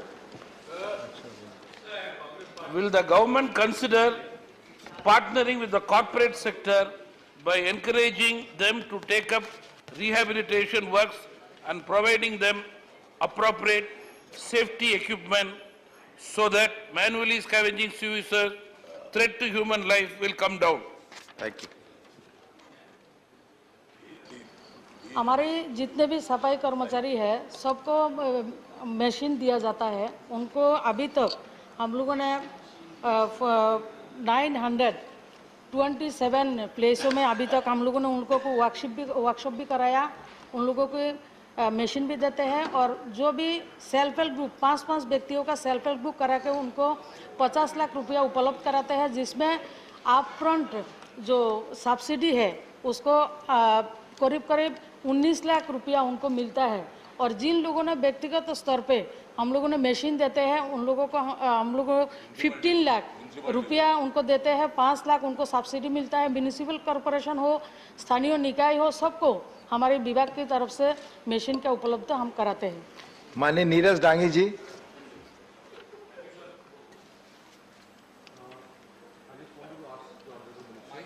What steps is the government taking to improve the performance of schemes for the rehabilitation of manual scavengers, given that of the total identified manual scavengers, on 2.7% have received the capital subsidy and 31.3% have received the skill development training?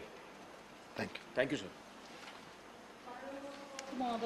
2020-21 और 2022 तक मैं के आंकड़ा आपको देता हूँ। जो 12,730 सफाई कर्मचारी को हम लोगों ने प्रशिक्षण प्रदान किया है, उसके साथ साथ उन लोगों को हम लोगों ने मशीन भी उपलब्ध कराया। उसके अलावा 2021-22 तक हम लोगों ने 2,823 मैनुअल स्कैवेंजर को आश्रित लोगों को रोजगार देने का काम भी किया है। धन्यवाद। क्वेश्चन नंबर 366 माननीय राकेश सिन्हा जी। क्वेश्चन नंबर 366 माननीय मंत्री जी। First supplementary. उपसभापति महोदय, मंत्री जी को मैं बधाई देना चाहता हूं कि उन्होंने बहुत ही एक्सटेंसिव आंसर दिया है। जिन लोगों ने कश्मीर फाइल नहीं देखा है, कम से कम इस उत्तर को देख लें तो पता चलेगा जम्मू कश्मीर का कितना डेवलपमेंट हुआ है। मेरा एक प्रश्न है मंत्री जी से कि जो डेवलपमेंट हो रहा है, अब तक का डेवलपमेंट वहाँ पर अर्बन सेंट्रिक था। इस डेवलपमेंट से डोडा से लेकर बारामूला तक आम लोगों के इंफ्रास्ट्रक्चर का जो डेवलपमेंट हुआ है उसमें आम लोगों तक, गांव के लोगों तक कितना लाभ पहुंचा है? धन्यवाद। महोदय, बहुत ही अच्छा सवाल किया है माननीय राकेश सिन्हा जी ने। मोदी सरकार परिणाम देने वाली सरकार है। मोदी सरकार जो करती है वही कहती है और जो कहती है वही करती भी है। कितने सुखद परिणाम आए हैं। परिणाम सुनिए ना, मैं प्लीज बहुत चर्चा होती है रोजगार की। औद्योगिक विकास के क्षेत्र में लगभग 51 लाख रुपए के निवेश के प्रस्ताव आए हैं।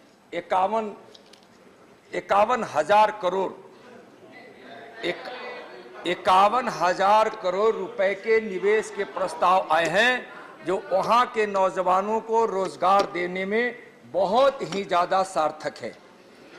4,50,000 लोगों से अधिक को रोजगार का अवसर प्राप्त होने की संभावना है। 2019 से अभी तक 26,303 पदों की पहचान की गई है, जिसमें 11,324 राजपत्रित कर्मचारी और अराजपत्रित कर्मचारी और 4th क्लास के पदों के चयन की प्रक्रिया पूर्ण हुई है। शेष रिक्तियों की प्रक्रिया जारी है। तेज सड़क निर्माण के फलस्वरूप दुर्गम क्षेत्रों में आवागमन की सुविधा बढ़ी है। 2019 के पहले सड़कों का निर्माण का औसत 6.54 किलोमीटर प्रतिदिन था, जो बढ़कर अब वर्तमान में 20.68 किलोमीटर प्रतिदिन हो गया है।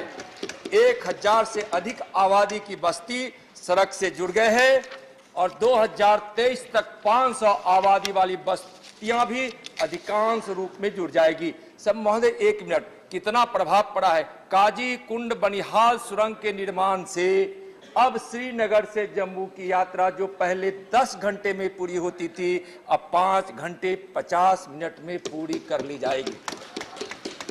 बिजली उत्पादन में बढ़ोतरी के कारण 24 घंटे बिजली की उपलब्धता देने में सफल हो रहे हैं। IIT और IIM प्रारंभ होने से जम्मू कश्मीर के हजारों विद्यार्थी आज तकनीकी शिक्षा प्राप्त कर रहे हैं। 2 नए एम्स, 7 मेडिकल कॉलेज, 2 राज कैंसर अस्पताल तथा 15 नर्सिंग कॉलेजों के निर्माण कार्य प्रारंभ हो गया है। राजकीय डिग्री कॉलेज, इंजीनियरिंग कॉलेज की संख्या बस आधा 96 से बढ़कर 147 हो गई है। इसमें जम्मू कश्मीर के हजारों विद्यार्थी लाभान्वित होंगे। घरों से टैप, पहले 31 घरों में टैप मीटर कनेक्शन से बस आधा मिनट सर, बहुत बड़ा सवाल उन्होंने पूछा है। आगे और सवाल हमको लेने हैं। पंचायती राज का चुनाव हुआ है, हो गया, जिससे सरकार हुआ है, रोजगार के अंतर्गत काफी रिप्लाई मिल जाएगा। Thank you. Second supplementary. उपसभापति महोदय, हम सब जानते हैं कि 80 के दशक में कश्मीर के लोगों को बड़ी त्रासदी से गुजरना पड़ा था। वहाँ के लोगों के मंदिरों को ध्वस्त किया गया, जमीन छीन ली गई। मेरा मंत्री जी से सवाल है कि 2019 के बाद जो प्रधानमंत्री नरेंद्र मोदी जी के नेतृत्व में आधारभूत परिवर्तन हुआ, जिसके कारण विकास हो रहा है, इस दौर में कितने हिंदुओं की जमीन और कितने मंदिरों की जो जमीन संपत्ति, जब मंदिर ध्वस्त किया गया था, उस जमीन को रिस्टोर करना, उनको चिन्हित करना, उस पर अधिकार दिलाने की कोशिश की गई है? महोदय, जम्मू और कश्मीर में संबंधित जिलों के जिला मजिस्ट्रेट प्रवासियों की अचल संपत्तियों के कानूनी अभिरक्षक हैं। जम्मू कश्मीर के प्रवासियों की शिकायतों के समाधान के लिए जम्मू और कश्मीर सरकार ने दिनांक 7/9/2021 को एक पोर्टल की शुरुआत किया है। जिन जिन पर जुर्म ढाए गए हैं, अत्याचार और अनाचार के कारण जो घाटी छोड़कर आए हैं, जिनकी संपत्तियां जबरन ले ली गई है, मोदी जी की सरकार है और गृह मंत्री जी सब ऐसी संपत्तियों को वापस करने में भी सक्षम है, लगातार प्रयासरत है। जिनकी शिकायत सही होगी, उनकी एक कर जमीन वापस की जाएगी। और अभी तक 610 आवेदकों की संपत्ति वापस की गई है। धन्यवाद। Doctor Sasmit Patra. Deputy Chairman, sir. My question to the Honourable Minister stems from the facts that he has provided, where under the Prime Minister's Development Package 2015, 53 projects pertaining to 15 ministries are being implemented at a cost of 58,477 crores. My specific question is the government planning to increase the outlay, A, and if yes, by how much? Thank you. अध्यक्ष महोदय, 2015 प्रधानमंत्री जी के संग राज्य जम्मू कश्मीर के विकास के लिए जो योजनाएं लाई गई थी, जिस 53 परियोजनाओं की उन्होंने चर्चा की है, उसके लिए 58,477 करोड़ रुपए का प्रावधान किया गया है और बड़ी तेजी से यह परियोजनाएं पूरी की जा रही है। इसमें बहुत सारी परियोजनाओं को पूरी की गई है, परियोजनाओं की समीक्षा होती है और उसमें कोई कमी नहीं छोड़ी जाती है। विश्वास रखें, शीघ्र ही सारी परियोजनाएं पूर्ण कर ली जाएगी। रजनी पाटिल जी। मैं आदरणीय मंत्री जी से आपके द्वारा पूछना चाहती हूँ, उनका अभिनिवेश देख के तो मैं बहुत हैरान हो गई। ऐसे लग रहा है कि कोई हम सिनेमागृह में बैठे हैं और ये ऐसे आवेश में बोल रहे हैं। लेकिन मैं प्रश्न ये पूछना चाहती हूँ कि 5 अगस्त 2019 जब जम्मू कश्मीर की रियासत उन्होंने वापस ली है गवर्नमेंट ने, और जब उनका स्टेटहुड चला गया है, उसके बाद में जम्मू कश्मीर की बेरोजगारी चरम सीमा पे है। हिंदुस्तान में 1 नंबर की बेरोजगारी है सर। 17.5%, रजनी जी सवाल पूछिए। डेवलपमेंट के जो वादे करते हैं, वहाँ का जो इंफ्रास्ट्रक्चर डेवलपमेंट का काम है, इन्होंने बाहर के लोगों को दिया है। वहाँ के लोकल लोगों को इन्वॉल्व करने का मंत्री जी का कोई इरादा है क्या? धन्यवाद महोदय, उन्होंने जो प्रश्न किया है और उन्होंने कहा कि जोर जोर से बोलते हैं, अगर धीमी आवाज से सुनना चाहे तो मैं बहुत धीरे धीरे बोल समझाना भी चाहूँ। जवाब दे। जम्मू कश्मीर संघ राज्य के विभिन्न विभागों के कारण 26,630 पदों की पहचान की गई है और इन भर्तियों की प्रक्रिया भी हो, जिसको मैं पहले भी बोला हूं और उसको मैं दोहरा रहा हूं। और मैं चालू वित्त वर्ष के दौरान विभिन्न सरकारी विभागों की विभिन्न स्वरोजगार योजना के तहत 1,37,837 व्यक्तियों को कवर किया गया है। परामर्शी एवं समयबद्ध भर्ती प्रक्रिया को गति प्रदान करने के लिए विशेष भर्ती नियम बनाए गए हैं तथा विभिन्न विभागीय नियमों में संशोधन भी किया गया है ताकि रोजगार के अवसर शीघ्र ही प्राप्त हो। रोजगार मुहैया कराने के लिए रोजगार पोर्टल बनाया गया है। बेरोजगार व्यक्तियों को विभिन्न पदों की उपलब्धता के बारे में जागरूक करने के लिए जिला स्तरों पर नियमित रूप से काउंसलिंग और ई काउंसलिंग सेक्शन भी स्थापित किए गए। हर प्रकार से व्यापक रोजगार के अवसरों तक पहुंच बढ़ाने के लिए मॉडल कैरियर सेंटरों की स्थापना की गई है तथा रोजगार मेलों का आयोजन किया गया। महोदय, मैं इसलिए इसकी चर्चा किया कि इन सब कारणों से जो वह कह रहे हैं वह असत्य है और जो उत्तर में दिया गया है यही सत्य है। रोजगार बढ़ा है, स्वरोजगार बढ़ा है, लोगों के मन में विश्वास जगा है, विकास भी हो रहा है। प्रियंका चतुर्वेदी जी, प्रियंका जी प्लीज प्रियंका जी के सवाल प्लीज। मैंने एक सवाल पूछा था, 3893 क्वेश्चन है। मैंने स्पेसिफिकली कहा था कश्मीरी पंडित्स का कितने जॉब्स लगे हैं, 3000 जॉब प्रॉमिस किए थे और उन्होंने जवाब कश्मीरी पंडित नहीं कहा है, उनको कश्मीरी माइग्रेंट्स कहा है। कब कश्मीरी पंडितों को माइग्रेंट्स का जो लेबल दिया हुआ है ये कब खत्म होगा, ये मैं पूछना चाहता हूँ। थैंक यू महोदय, मैं तो और संशोधित करना चाहता हूँ। मैं तो हिंदू कश्मीरी पंडित कह रहा हूँ, हिंदू कश्मीरी पंडित। और मैंने उत्तर में पहले भी दिया हूँ कि जो लोग वहाँ जाना चाहे हैं उनके लिए हम वहाँ आवास भी बना रहे हैं। अब तक जो वहाँ नौकरियां दी गई है कश्मीरी पंडितों को, मैं उसको दे रहा हूँ। लगभग वह नौकरियां अध्यक्ष महोदय, मैं चूंकि सही आंकड़ा देना चाहता हूँ इसलिए मैं बताना चाहता हूं कि अब तक की गई नियुक्तियों की संख्या 2000 कश्मीरी पंडितों की कहते हैं जो किसी न किसी प्रकार वहां से भगाए गए थे, उसकी बात मैं कर रहा हूं। 2020 और 21 में 841 और 2021-22 में 1264 ऐसे लोगों को नौकरियां दी गई हैं और उनके पास कोई नौकरियां लेने के चाहते हैं जो पुनर्वास है उनको सरकार देने के लिए तैयार। धन्यवाद। क्वेश्चन नंबर 367 माननीय अनिल देसाई जी। थैंक यू माननीय मंत्री जी। 367 उत्तर सभा पटल पर रख दिया गया। Please first supplementary Anil ji. Thank you, Deputy Chairman, sir. My first supplementary, sir. Due to these geoclimatic conditions and socio-economic conditions also, we Indians are vulnerable in various degrees to natural disasters, such as floods, cyclones, जो भी आते हैं, droughts रहते हैं, earthquakes, landslides, epidemics, pandemics.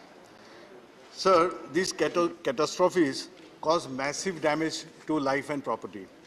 So may I know from the honorable ministers, and in the last few years we've seen that due to global warming, climate change, this is on the rise.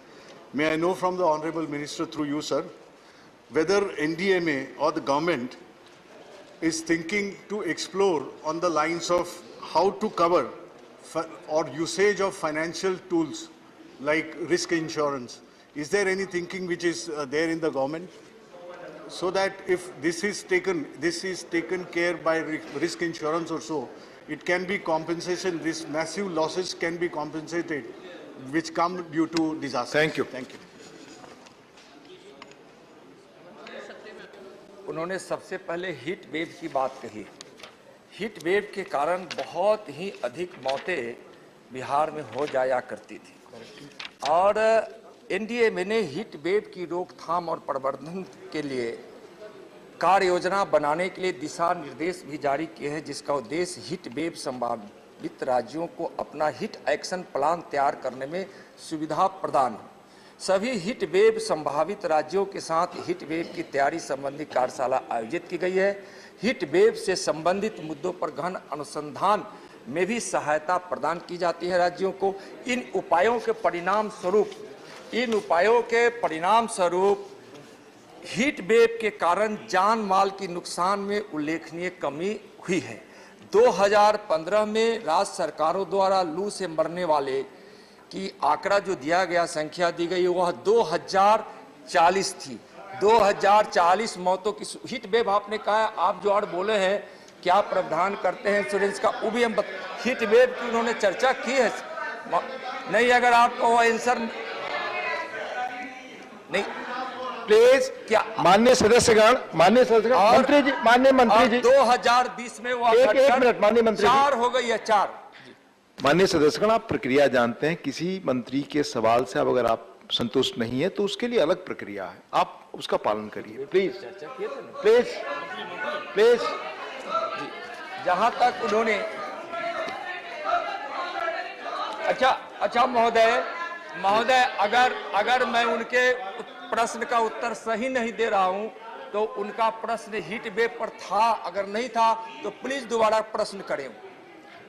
क्या करें? माननीय Anil ji, please next supplement, second supplementary. Sir, मैंने जो question पूछा था वो risk financing, risk insurance का कोई आप डिवाइस यूज करेंगे, अगर नहीं करेंगे तो इस तरह का बहुत मैसिव लॉसेस होते रहेंगे करके।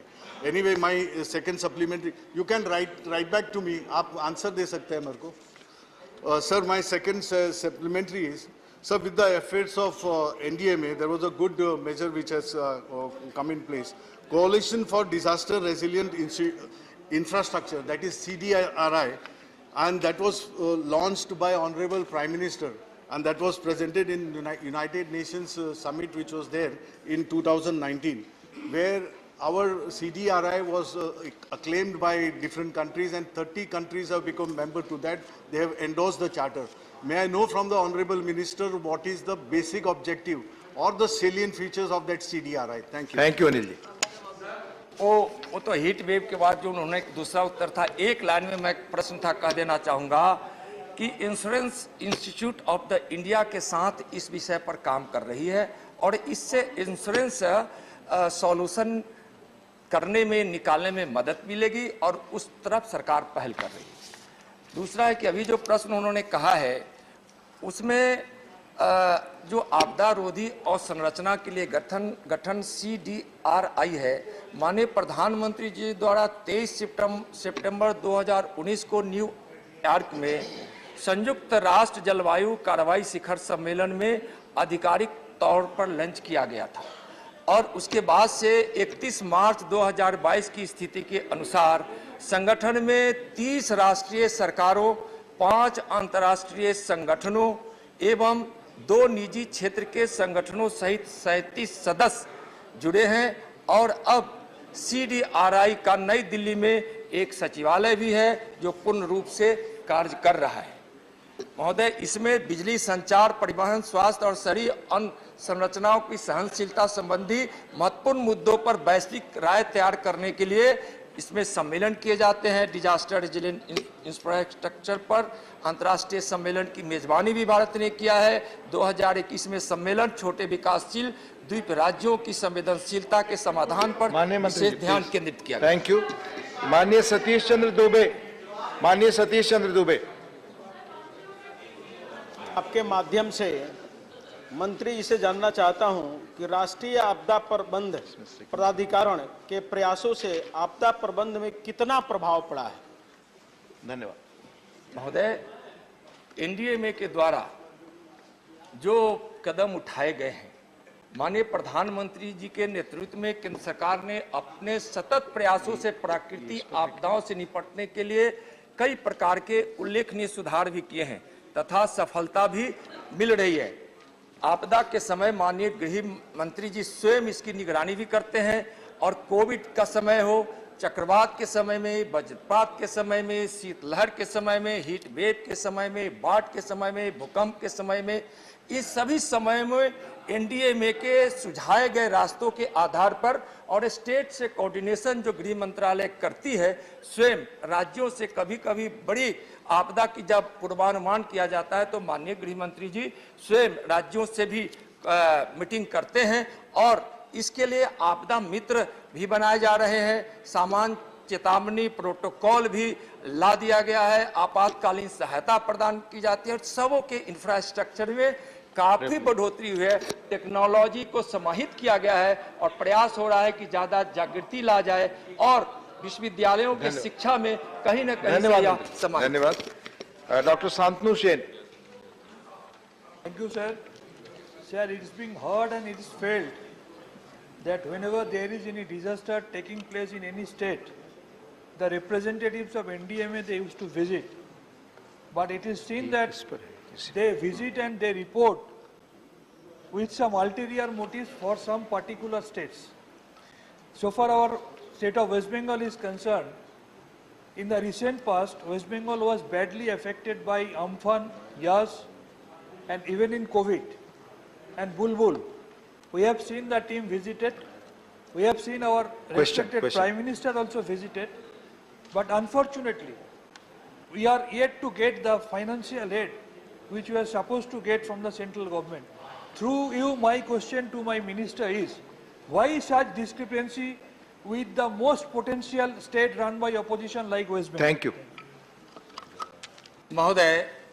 महोदय, मैं स्पष्ट रूप से कहना चाहूंगा कि पहले से भी ज्यादा सुधार हुआ था।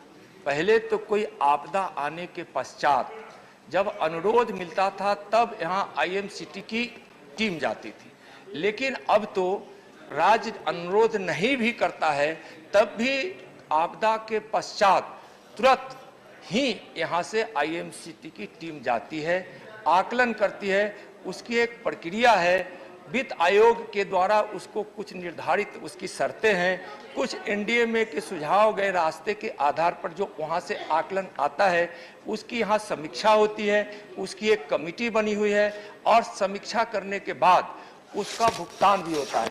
लेकिन महोदय, एक चीज समझने की बात है कि यह सहयोग, यह क्या है ना कि यह एक सहयोग है पुनर्निर्माण या नवनिर्माण की योजनाओं के साथ राज्यों के द्वारा जो एक बड़ा बजट के साथ भेजा जाता है, जो आपदा के मूल भावनाओं में सहयोग करने की जो प्रवृत्ति है उससे वह अलग होती है और वह तो पहला काम राज्यों का होता है और राज्यों को SDRF का फंड पहले ही उपलब्ध करा दिया जाता है और मैं बता रहा हूं कि SDRF का फंड पर्याप्त मात्रा में जाता है।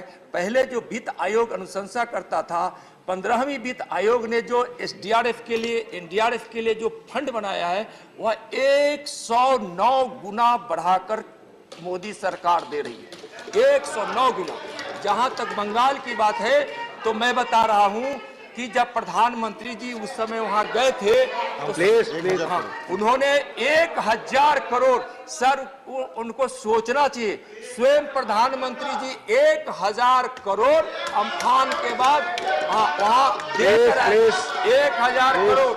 और सर मैं तो पश्चिम बंगाल के सदस्यों को कहना चाहता हूं, कोई चीज रिकॉर्ड पे नहीं जा रही, शांतनु सेन जी प्लीज, के पूर्वानुमान के बाद जब हम वहां NDRF की टीम भेजते हैं, जब हम उसको आपदा वाले क्षेत्रों से निकाल कर हम बाहर लाना चाहते हैं, उसमें भी राज्य सरकार सहयोग नहीं करती है, उसके बावजूद भी हमारा कर्तव्य बनता है, मोदी सरकार संवेदनशील है, उनके असहयोग के बावजूद भी पश्चिम बंगाल, क्योंकि आप मोदी जी की सरकार संवेदनशील है, उस दुख की घड़ी में हम हर प्रकार से जो हमारा नियम है उसके अंतर्गत किसी भी प्रकार की कमी नहीं छोड़ते हैं, हम उसको Ranjan ji, this is not correct, please जी, अभी Ranjan ji, this is not the way to behave, please. माननीय GVL नरसिंह राव, माननीय उसके लिए प्रॉपर रास्ता है करने के लिए, मैंने आपको अपील किया, follow that route please. GVL Narasimha Rao. Thank you, sir. I would like to congratulate the government for timely release of SDRF funds. Andhra Pradesh had recently severe floods and chili loss, loss of chili crop. But the state government has not paid even a penny, and the money was diverted for other purposes, SDRF money, disaster response fund money, in which central government contributes 75%. Ministry of Finance said there is a diversion. My question is, maybe such a diversion happened in Bengal also. I would like to ask the Minister, Honorable Minister, whether the Ministry of Home Affairs will undertake an inquiry and find out about the diversion of funds which are meant for disaster relief in Andhra Pradesh and maybe in Bengal as well. Thank you. अध्यक्ष महोदय, माननीय सदस्य महोदय को मैं यह बताना चाहूँगा कि जो राशि एसडीआरएफ का हिस्सा जो राज्यों का होता है वह हम उस हिस्से में कहीं कमी नहीं करते हैं, उसको समय पे हम उसका भुगतान कर देते हैं, उनको मुहैया कर देते हैं, उनके पास भेज देते हैं। और यह आपदा राज्यों का पहला विषय है, प्राथमिकता के साथ वह उस पर पहले सहयोग के लिए उनको आने का अधिकार उनको प्राप्त है। हम तो पीछे से सहयोग में जाते हैं, लेकिन कहीं भी आपदा उस एसडीआरएफ के फंड का दुरुपयोग हुआ या नहीं हुआ या तो अभी हम उनको बता नहीं पाएंगे, लेकिन हम एसडीआरएफ के फंड को समय से हम उपलब्ध करा देते हैं। जो राज्य नहीं खर्च करती है उसके बावजूद भी अगर उसके यहाँ बची हुई राशि रहती है, उसके बावजूद भी उसका कुछ शेयर निकलता है, तो उसको हम उसके साथ हम उसको लाकर उसका हम शीघ्र ही भुगतान करते हैं। केंद्र सरकार उसमें कभी भी किसी भी राज्य के एसडीआरएफ फंड नहीं रखती। धन्यवाद। Question number 368 doctor L Hanumanthaiah ji. माननीय मंत्री जी, first supplementary. Sir, total physically handicapped people in the country is 2.8 crore, which is 2.2% of the population. Sir, I have asked for the pension to be given to them. That is, only 3.8% of the total population is being covered under pension. Why all the physically handicapped people are not being given the pension? That is my question, sir.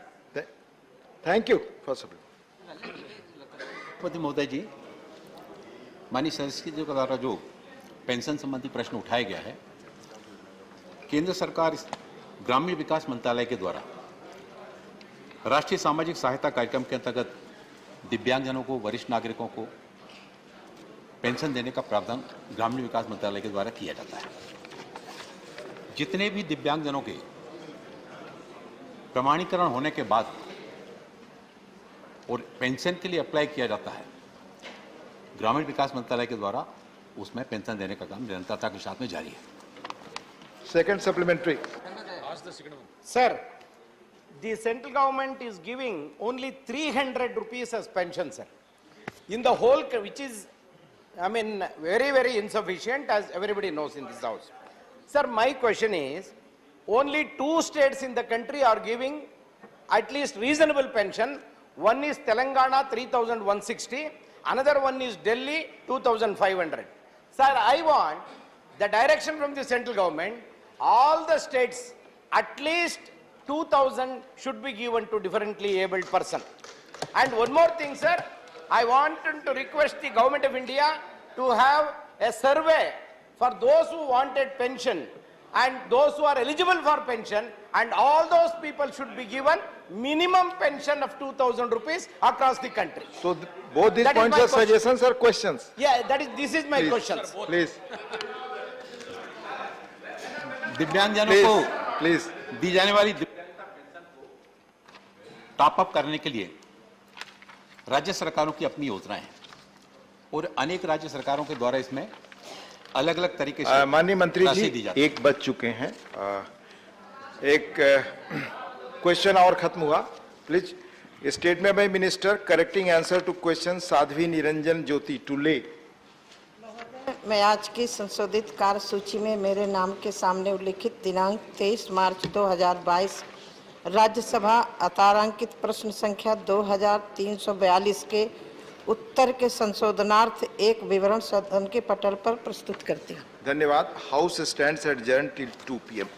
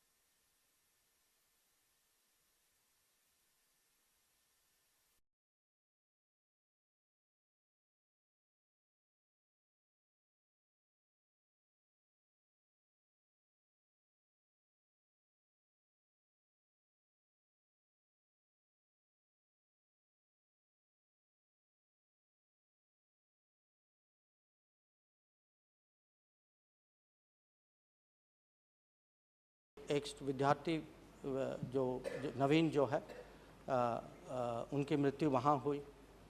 और सुमी में firing हो रही थी दोनों Ukrainian और Russians के बीच में। दोनों जगह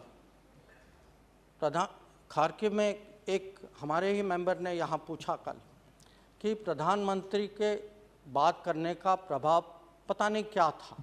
मैं उनको ये बता सकता हूँ कि मैं उस कमरे में था, उनके साथ था उस समय, जब उन्होंने खार्किव में पुतिन साहब के साथ जो मुद्दा उठाया और कहा कि हमारे स्टूडेंट्स हैं वो डेंजर में हैं, फायरिंग हो रही है, तो उस बातचीत के कारण हमें उतना समय मिला कि हमारे स्टूडेंट्स जो हैं खार्किव छोड़ के एक सेफ जोन, जो रशियंस ने हमें बताया कि अगर आप उस जगह जाएंगे उस जगह फायरिंग नहीं होगी।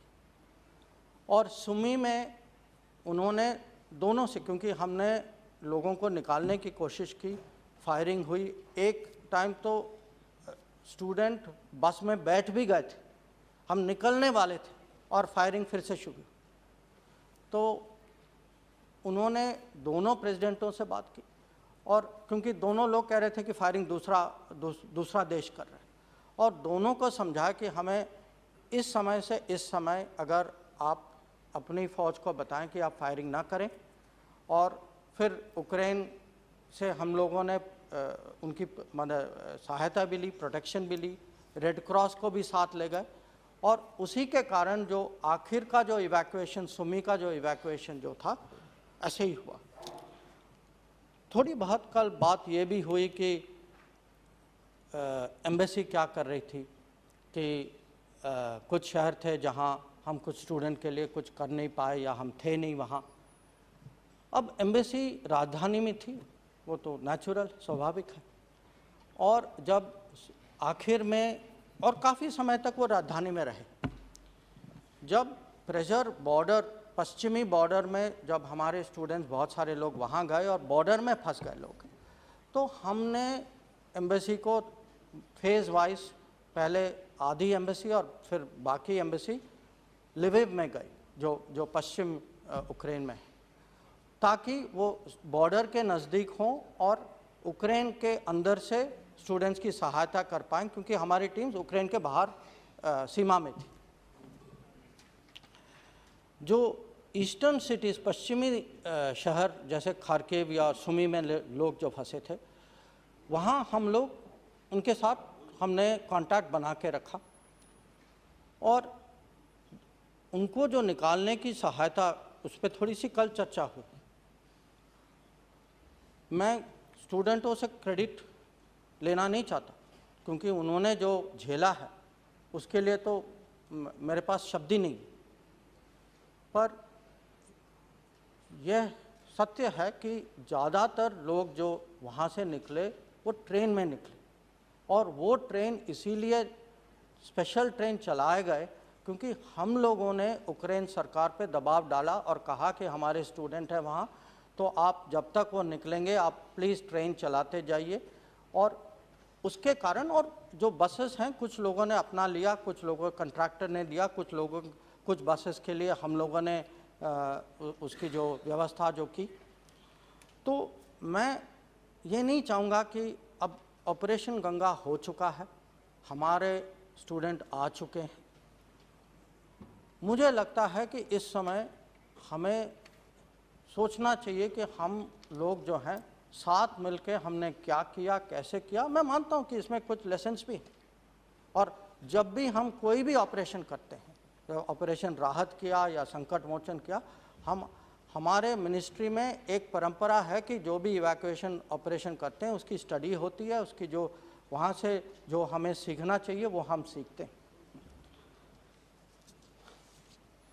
ये पूरा ऑपरेशन गंगा जो है, ये हमें मानना चाहिए कि कलेक्टिव एफर्ट था, और कलेक्टिव एफर्ट खाली सरकार का नहीं था और मंत्रालयों का नहीं था।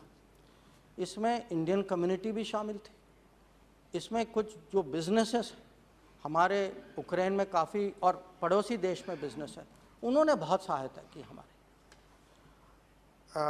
स्टूडेंट्स ने खुद किया कि ये भी हाउस को पहचानना चाहिए कि बहुत सारे स्टूडेंट्स जो निकले उन्होंने कैंप में काम किया, उन्होंने बाकी स्टूडेंट्स की मदद की। और मैंने ये भी देखा कि कभी कभी एक बस था तो आपस में उनको डिसाइड करना था कि कौन जाएगा कौन रुकेगा, और स्टूडेंट्स ने बहुत साहस दिखाया कि बहुत लोग जो रुके और दूसरों को उन्होंने जगह दी। इसको भी हमें पहचानना पड़ेगा। तो और ये बात कल उठी कि मिनिस्टर्स जो गए उनका रोल क्या था।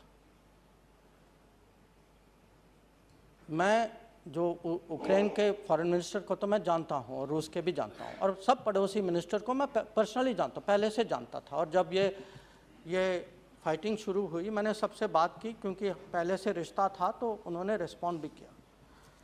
पर ये मैं कहूँगा कि अगर हमारे मिनिस्टर नहीं जाते, हमें उन सरकारों से उस लेवल का अटेंशन नहीं मिलता, वो सहायता वो नहीं देते, क्योंकि उनकी अपनी कठिनाई थी, उनकी अपनी प्रायोरिटीज़ थी, उनके खुद नागरिक और उनके बॉर्डर में वो समस्या थी। तो हमारे मिनिस्टर्स जाने का फ़ायदा मुझे तो मैं साफ कहता हूँ, मुझे उन्होंने बहुत सहायता की ग्राउंड में। उनके जाने से मेरा काम जो है आधा हुआ। तो मैं उनकी प्रशंसा, वो तो अभी हाउस में नहीं है, पर मैं उनकी प्रशंसा करना चाहता हूँ कि एक किस्म से ये टीम स्पिरिट जो है, ये गवर्नमेंट की टीम स्पिरिट कि अगर एक मंत्रालय पे इतना लोड आए कि बाकी मिनिस्टर्स जो हैं वो डिपार्टमेंटल परिप्रेक्ष्य के बजाय वो मिनिस्ट्री के साथ जुड़ जाते हैं और एक किस्म से एक टीम के मेंबर सदस्य बन के सब लोगों ने काम किया, तो उसकी मैं आज प्रशंसा करता हूँ। जो MEA ने किया वो कल आपको बहुत लोगों ने कहा, उसको मैं दोहराना नहीं चाहता।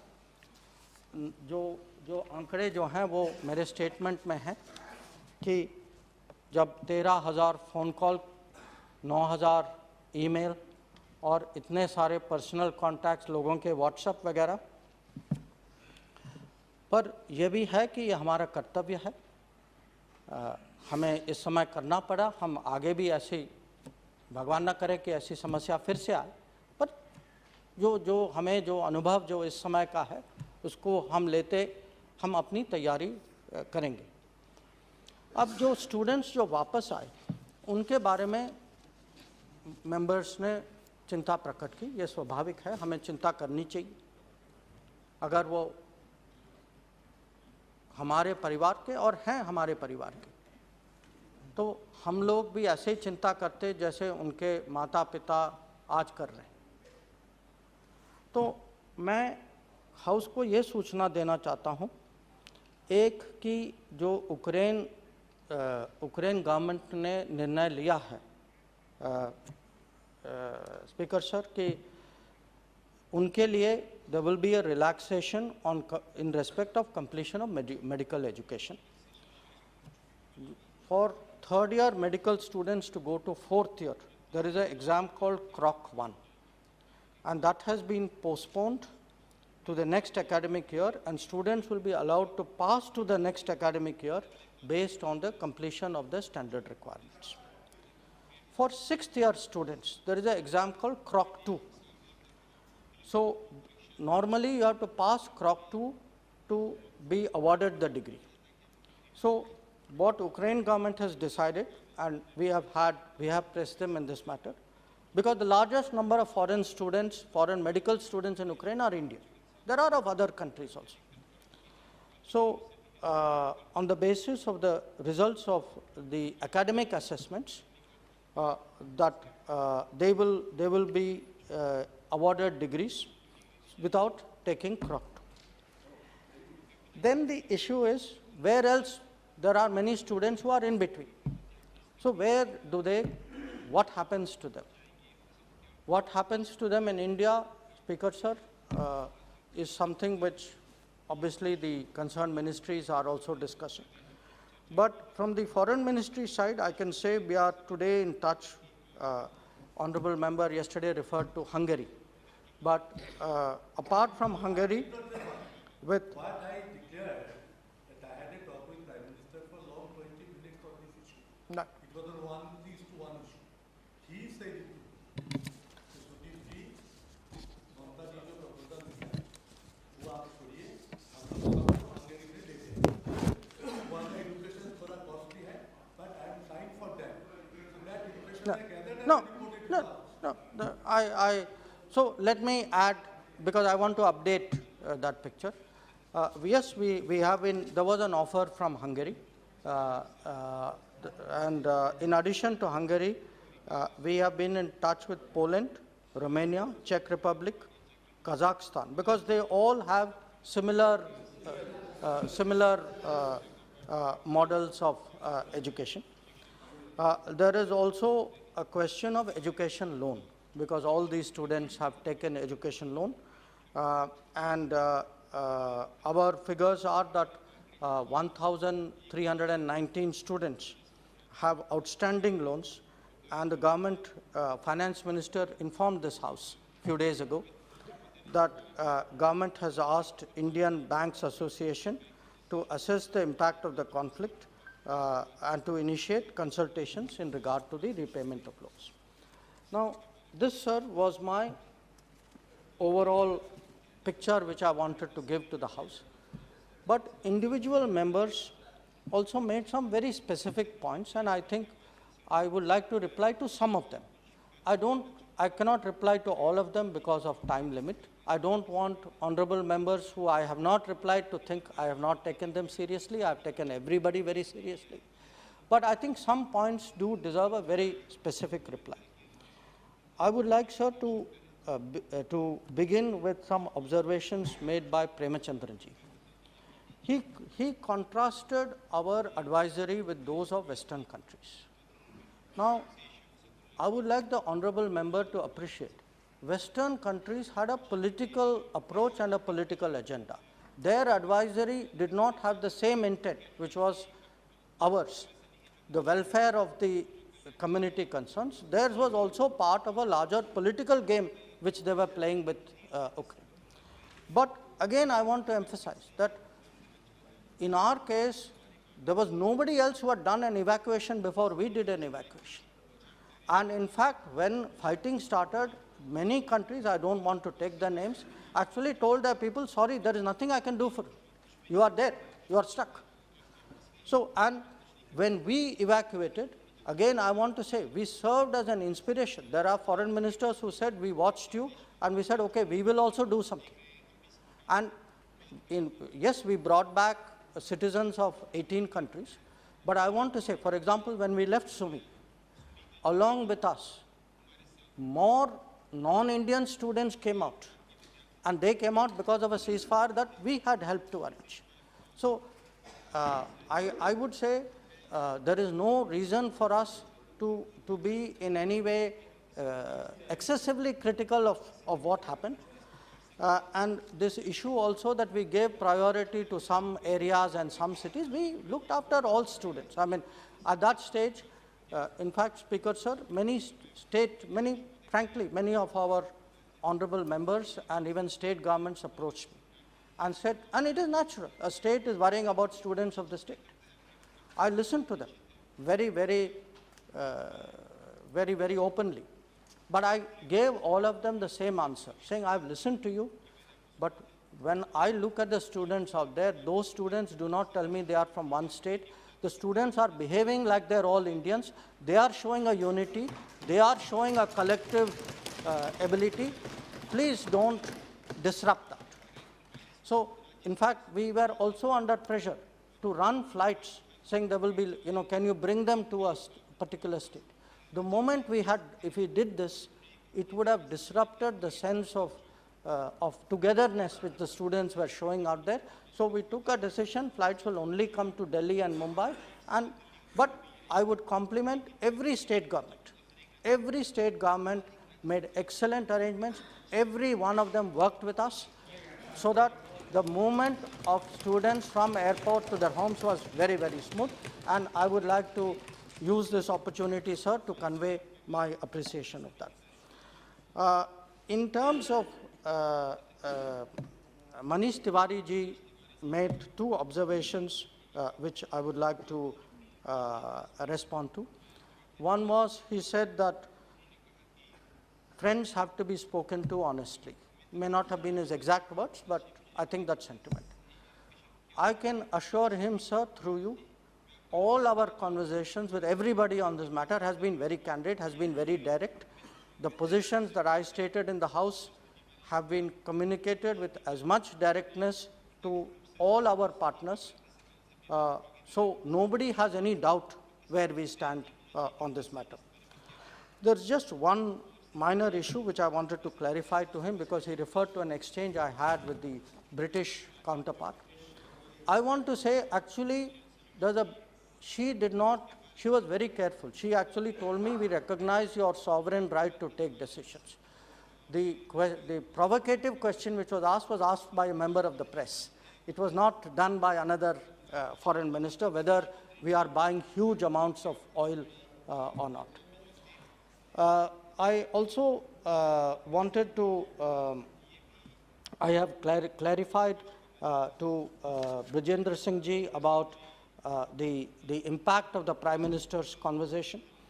I want to tell Dr. Sumati that the view that no assistance was given to students, that is not right.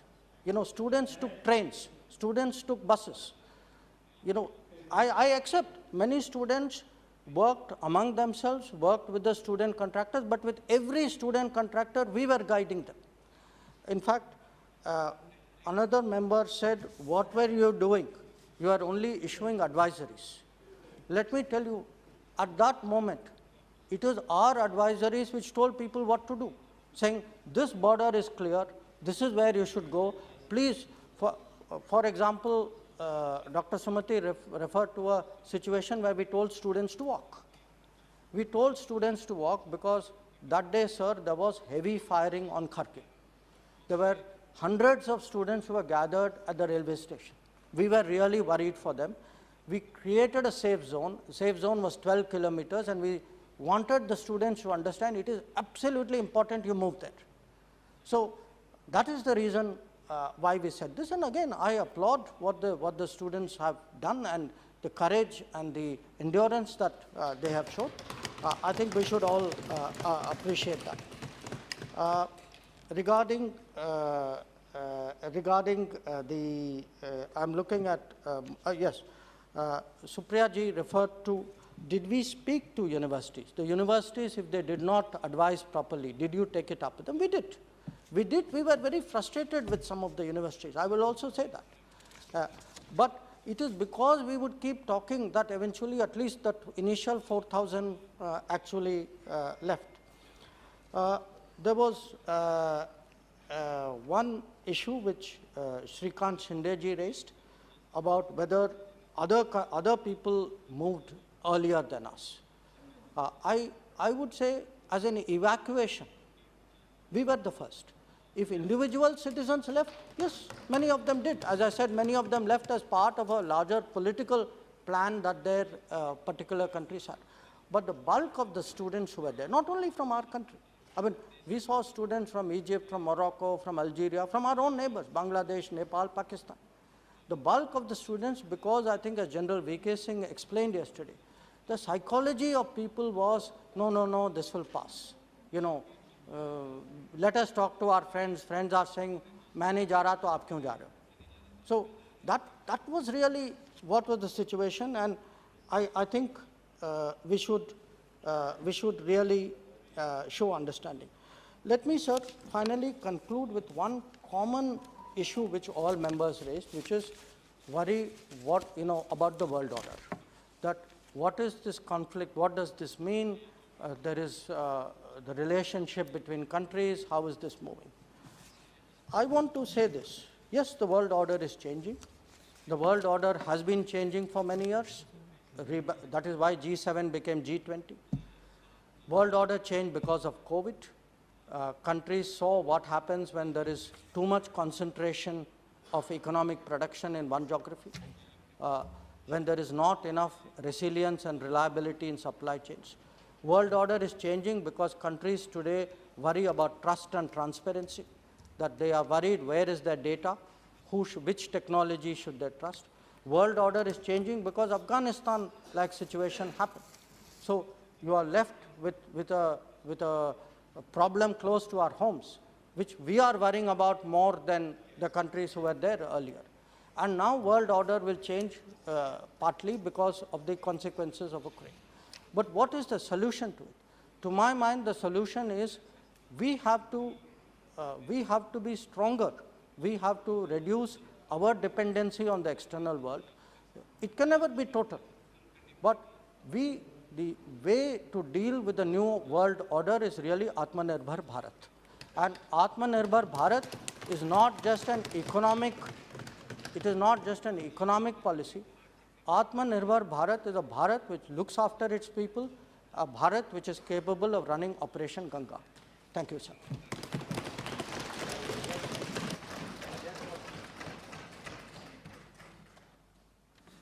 Honorable Minister, sir, I raised one issue, and it is involving Prime Minister of the country. And I was carrying a letter of a Chief Minister of a state. She placed some proposals that 350 around students from West Bengal, the state which I belong, what would be their future? So she placed some proposals that I will absorb these students in my own state. As an outcome, it was said by Honorable Prime Minister that these students will be sent back to Hungary. I am repeatedly mentioning these words. And it was a long discussion, not a 1-2 minute discussion.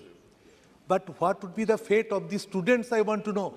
You are telling they will be served in the adjacent countries, Czechoslovakia, Hungary, Romania, Czechoslovakia.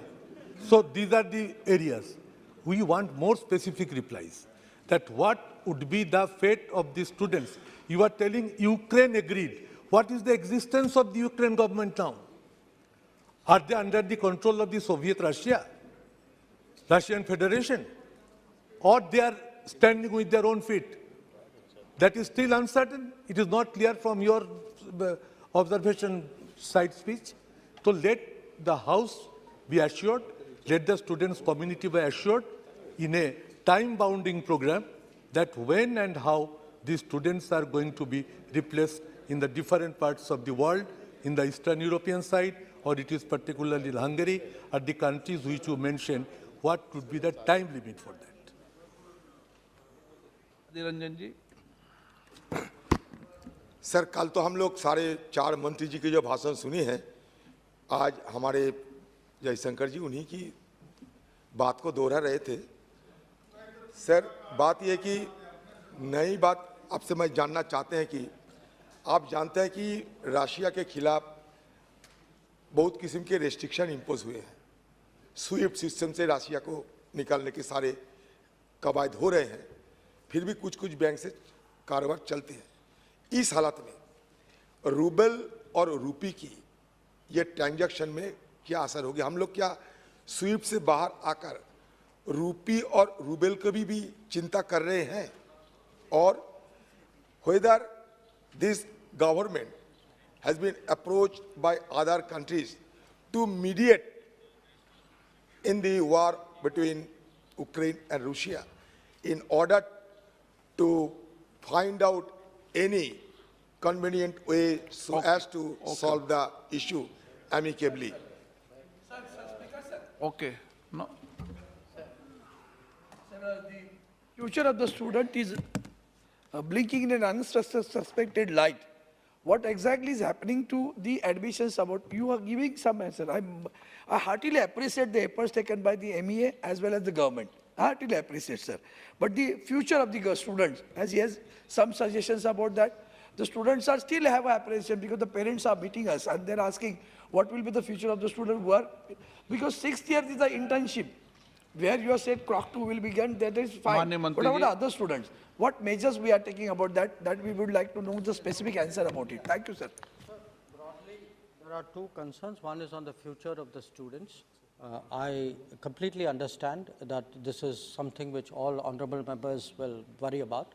I think this is something which between Ministry of Health, Ministry of Education and the other organizations dealing with medical education, they are seized of the matter. I only wanted to update the members because specifically Sudeep Bandyopadhyay ji yesterday mentioned his conversation with the Prime Minister in Hungary. I wanted to point out that in addition to Hungary, again, Hungary was the first one to offer and offered most generously, but in addition to Hungary, there were other offers as well, which we are exploring. All our embassies are at work, and obviously our effort will be to see that our students are assisted as much as possible. Regarding Adhir Ranjan ji's interest, sir, on the payment mechanism, I want to assure him, our effort today is to stabilize economic transactions between India and Russia, because this is very important for us. Russia is a very important partner in a variety of areas. I think all honorable members understand that. So at the moment, there is a inter-ministerial group which is led by the Finance Ministry, which is seeing how the payments issue can be best addressed. There are experiences from the past which are relevant in this regard. But I think this is quite honestly an issue where the Finance Minister would finally have to take a call. माननीय मंत्री महोदय ने बड़ा विस्तृत जवाब दिया, और जो मैं सोचता हूं कि जिस